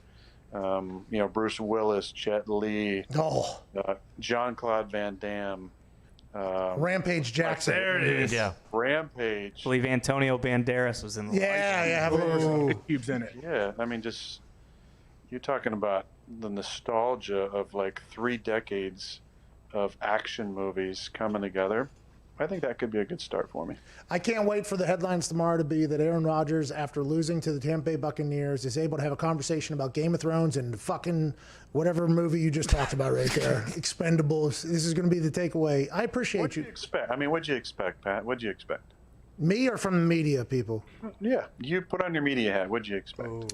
Well, Aaron Rodgers, is he going to make an appearance on the Pat McAfee Show on Tuesday? Normally a jovial conversation about football and life with Aaron. After having struggles on Sunday against the Tampa Bay Buccaneers, will he be as open with conversation with Pat and the boys? That is TBD. Then he comes on the show, has a good conversation. Aaron Rodgers doesn't care about losing on Sunday to the Tampa Bay Buccaneers. That's what, in my head, I would assume that is what a lot of people... And that's what I'm saying about the win-win, bro. That's why you don't need to fight it, man. All right. Just keep speaking your mind, man. All right, well, win this weekend, will you? Okay.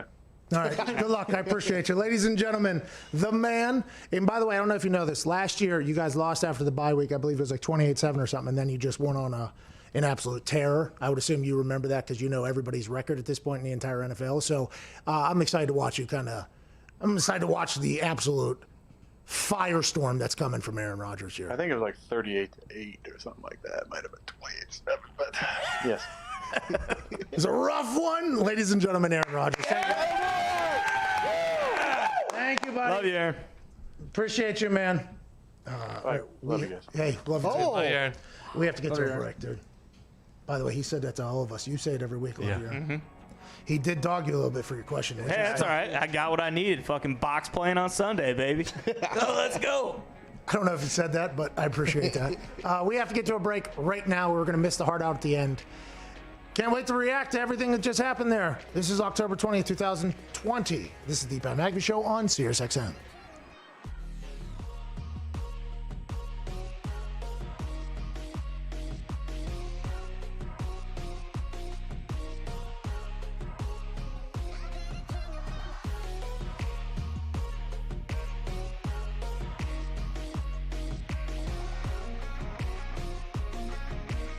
I'd also potentially taken over their 30 edibles because I thought more teammates of mine were going to want to indulge in that either before the game or after the game. And to get to London, you go through your own TSA here. The team has TSA that you have to check in. Here's my passport. The Colts already have it. They took it all from everybody. It's literally you get your bags checked and then you're through. Put them in a little thing. We're good to go. It's team's TSA. Get on the bus, fly over there. I forgot all about them. Didn't utilize them at all because how things quickly changed. Right.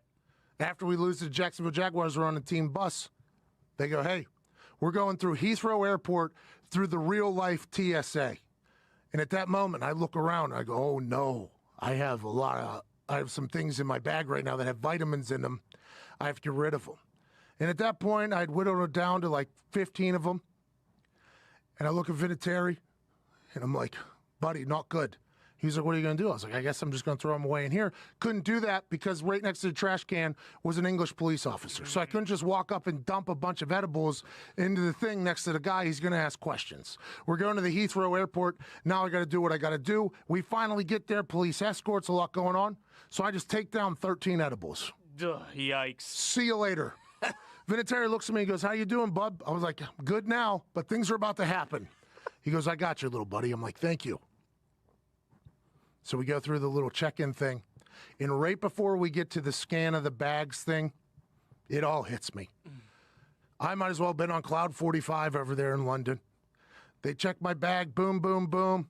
I get selected. Something was in my bag. So now all of a sudden I'm like, oh no, did I leave a couple in there? Oh my God. Vinatieri starts walking ahead. He turns around, he's like, what's going on? I'm like, they got my bag, man. He's like, what's going on? I'm like, I have no idea. So he comes and stands with me. He's like, I got you, bub. I was like, they might got me, for real. I might be staying the night in England. They go through my bag. Turns out, had a vibrating toothbrush. Thing was vibrating in my bag. Yep. They're like, oh, it must have been this. Or it must have been my big-ass toothpaste, because you can't fly with that. I was like, you got it, pal. I get all the way back to the plane. Lost my ticket somewhere. Somehow I don't have a ticket. So now I got to check into the gate people that I don't have a ticket. I'm like, I'm on this plane. I promise I am, but I don't have a ticket. They're like, what's your name? I'm like, Patrick McAfee. McAfee? No, yeah, whatever you want to call me. I just need a ticket. So now I have to sit there and wait as somebody brings me a ticket from the front while my entire team walks by me, knowing that I'm on Cloud 50, just having a good time. Grigson walks by, just upset, obviously. I wish he would have known that I was in a mood where he should have talked to me there. It was just a nightmare nightmare. The London trip for me from beginning to end was not good, and I think that happens for a lot of NFL players.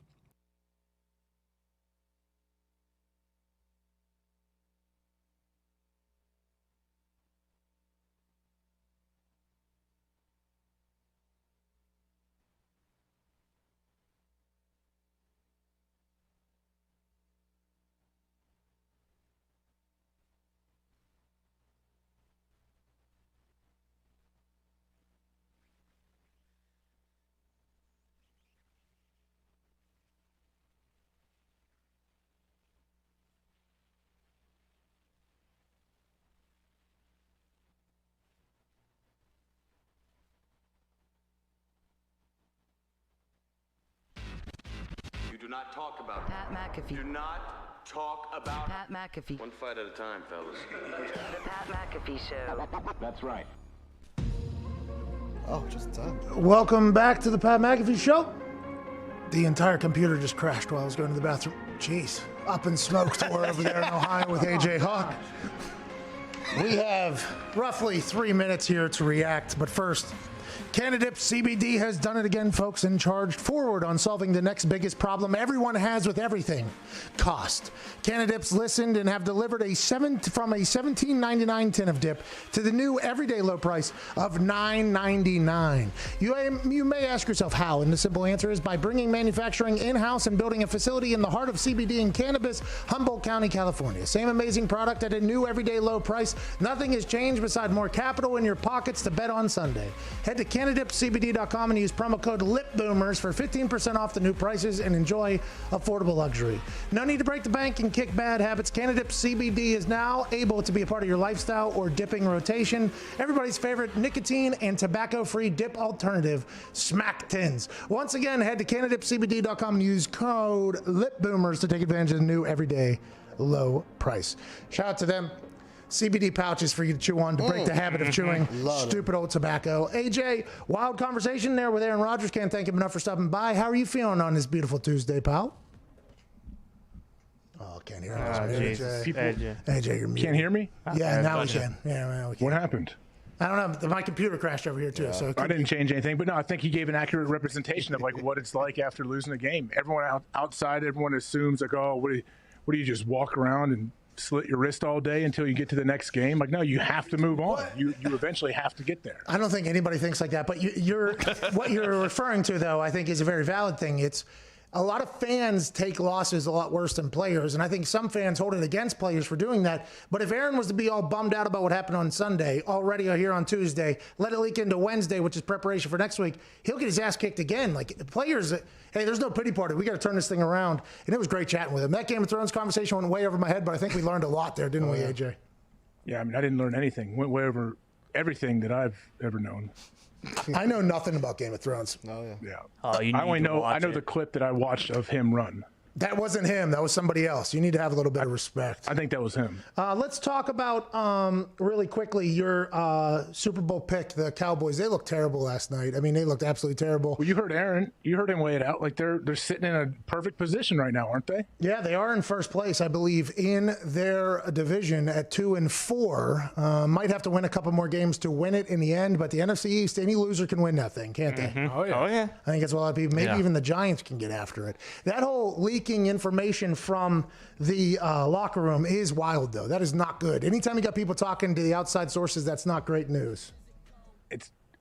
Especially if she's saying she's talking to current players on that team right now. When you get anonymous sources, trust me, I know Big Mike is not going to like anonymous sources being out there. There was a story like that written in during his last season in Green Bay that had some anonymous sources. I don't know if it had like players like this Dallas one has, but it was not good for him. All right, wrapping up here this Aaron Rodgers Tuesday. We got about 20 seconds left. We ran long with Aaron. We appreciate you rocking with us here on Mad Dog Sports Radio, Channel 82.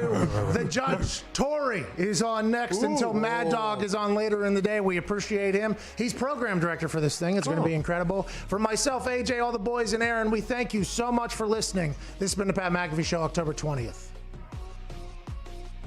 Nailed it. Thank you, buddy. So, you have a good one, pal. Don't do the Shaka or hang 10 with the pinky ring. Well, I should, shouldn't I? Or not? Well, actually, no. You should. You should only do that with that right hand, with that pinky ring. By the way, I'm a big Hawaii guy too. I mean, I got engaged True. out there. Yeah. I travel out there a lot. Me and the Oos is good friends. You know what I mean? I respect the culture out there. I should shaka. You know what I mean? I should throw a lot more shakas than I do, but I want to respect the culture. The pinky ring, though, this is a new addition to my life, and I will tell you what, I love it, AJ. I love it. Shock is a great way to flex it too. What's up, dude? I saw you talking earlier about it in your favorite actor of all time in Human, Kevin Spacey, does that, so you recreated it, right? Whoa! I did not all right. You said he was your favorite actor for a long time. I did not say he was my favorite actor, okay? I did not know what said man was doing behind the scenes, I guess. Terrible. But, I mean, Frank Underwood was an amazing character there for a couple seasons. He was. You know what I mean? Like, the character that man portrayed, okay, on a series was a lot better, obviously, than he said Human's actions off the entire thing. But Oh, that's interesting. what's that? Whoa. Oh, you just some thoughts and comments earlier about another actor. Go on. Which one? Oh, Jeff Bridges. Hey, T's and P's with Jeff Bridges, by the way. He's battling, what, lymphoma, leukemia? I believe it's lymphoma. I don't think that's right, but he is battling against something legend, obviously, in the acting world. T's and P's to him. Yeah. He's also getting the message out to vote while battling through this, which is very, very, very upstanding citizen of Noble. Yeah. Wow. Joe Buck and Troy Aikman are in Hot Mic City right now with everything they said about flyovers, which, by the way, lit up the internet last night. Wait, though, when they're I'm sure there could have been worse things caught on a hot mic, but with what they did, isn't it just split? Like, if you are a Kamala Biden person, they love Joe and Troy now, and if you're not, if you're a Trump person, they probably hate Joe and Troy now. Yeah, but I would assume that probably was already the case, right? I mean, this is probably, I don't know. They didn't know, but are Joe and Troy public about their views? No, probably not. But I would assume that, I don't know. Joe Buck, that guy's hated by everybody. I mean, he works his ass off. But that whole hot mic thing, it was very selectively chosen by whoever decided to have a hot mic out there. Mm-hmm. I listened. Who is it? Who recorded? Like, all of it's being recorded. I guess you got to assume when you're in the booth. But who cut that, took it, and made it public? Someone like on the crew or somebody in the line somehow did that. Yeah, somebody at Fox obviously was like, well, I think the world needs to know that the two faces of Thursday Night Football and Sunday Football and the World Series and everything, this is how they feel, because that's the world we're in. Hey, everybody needs to know how everybody feels about everything, and if they do, okay, we either love them or we completely hate them, and that's what happened with the hot mic situation yesterday. I would assume there's a lot worse that could potentially. Well, yeah, I mean, Tom Brenneman not too long ago. Oh, yeah. Yeah, Tom Brenneman, yeah, that was bad. Yeah, Hot mics will get you, pal. They will get you. Interesting, though, because the flyover thing is quite a conversation piece by people. And I didn't even know that was a real conversation, by the way, until last night the internet was like, yeah, Troy said it finally, and Joe said it or whatever. And then other people were like, obviously very upset with it because it's quite a display for the military. I didn't know that was something that people absolutely hated until last night. I was like, oh, shit, people hate the flyovers. Yeah. I did not know people hated flyovers. I enjoy it. I mean, the planes are cool, and it makes an awesome People get sound. mad, though. People get mad because it talk about like how many millions it costs to do this, but like if you ever talk to pilots that have done the flyovers, I used to speak to those guys after the games, and they would love it. But they said, well, we got to have we got to fly a certain amount of hours every week. We got to like check rides. We have to do all this stuff to stay current. Luckily for us, this staying current is doing a flyover on Lambeau Field where we come in the day before, we practice. Like, it's a whole situation. So when people get that mad, it's also a giant recruiting tool for the military. I just think that I'm too stupid to even know, like, because when a flyover happens, I'm like, oh, look at that fucking alien-looking plane on that right there. You're supposed to do. I don't even think like, oh, that thing is burning, I don't know, 700,000 gallons of gas. I didn't even think about that. And maybe it's just because I'm too stupid. But boy, there's a lot of people that think like that. I did not know that there's a lot of. That was the thing I learned most last night. Not the hot mic thing with Troy and Joe or whatever, and the strategery of that particular hot mic being put out at the time it was last night. But it was just like, I didn't know everybody hated it so much. And I think that is because I'm too stupid to even realize or think about it, because I just look at look at this shiny thing flying over. Is that thing the size of a fucking building flying over there? What is that? Like, that is literally all he thought it is. But I guess in the world we're in, everything is thought to a deeper level, which I guess is making everybody smarter, dumber, more mad, more upset, more happy, whatever you want to take. I wouldn't mind them taking it to the next level. Maybe have those things shoot some missiles into a body of water or something like that. Let's make the spectacle. Have you ever been in a stadium where you saw a plane that wasn't a part of the flyover fly near? Because stadiums are no-fly zones, right? Whenever games are happening, it's a no-fly zone. So the flyovers happen, obviously. You know that's coming. There was one time I was standing on a sideline, and I think it was, I don't remember if it was national anthem before the game or during the coin toss or something. I'm sitting on the side, and I see a plane off in the distance, like flying like towards the stadium almost. And I was like, oh my God, what the fuck? You're not allowed to be where you're at right there. And I don't want to say it buzzed the stadium, but it flew like directly off one of the edges over top and just kept it going. And I was like, oh my God, I never even thought if that person just goes, whew, that is, 20,000 people very quickly. I assume that person got in a lot of trouble. I assume fined and everything like that. But that was the one time where I was sitting there like, oh, what is... And I think I hit Vinatieri. I'm like, what the fuck is going on? You see that little thing right there? And then it just flies over, and I'm like, am I soft for even? It was at Luke's Oil. No, I think it was. I think it was in Jacksonville. Now that I think about it, I think it was. I don't remember. It was warm, but that's an eerie feeling. It was like, oh. Well, you'll see a lot of them in Green Bay. If you know, like anyone that's ever flown into Green Bay's airport, it's right by the stadium. You see Lambeau perfectly. So there's definitely planes around Lambeau on game day, not right over top ever. And there's a lot of conversation about a lot of like stadiums that have flyovers for games that don't matter. Because my immediate response was like, how many flyovers were there? And it was big games. Big games were the flyovers or whatever. But in some states and places, they have military bases right next to it. And it's like, I assume they have a deal with the team. Like, hey, we'll fly over this jet that costs $7 billion to create that's gonna boom. But hey, taxpayer dollars. That's right. Don't need it, bro. Where else are taxes going? Why don't we just have a full filing? Yeah. That'd be great. I'd like to know where all of the taxes, because until you drop into the world where you have to pay taxes, you're like, oh, fuck taxes. And then when you get taxes, you're like, fuck taxes. You know what I mean? There is a entire situation there. All right. Good luck to Troy and Joe. I assume that's going to be an interesting run here for the rest of them there. That's why I choose just to be, completely stupid, keep my blinders on and stay in my own world. And that's what I'll do for the rest of the time. AJ Hawk, all the boys, Aaron, Ike Taylor, Tim Pelissero, we can't thank you enough. Cheers. One of McAfee's million. The winners will be announced on Friday, Feel Good Friday. Can't wait to give out $100,000. You are the best. This has been the Pat McAfee Show, October 20th. Have the greatest Tuesday of all time. We'll see you manana.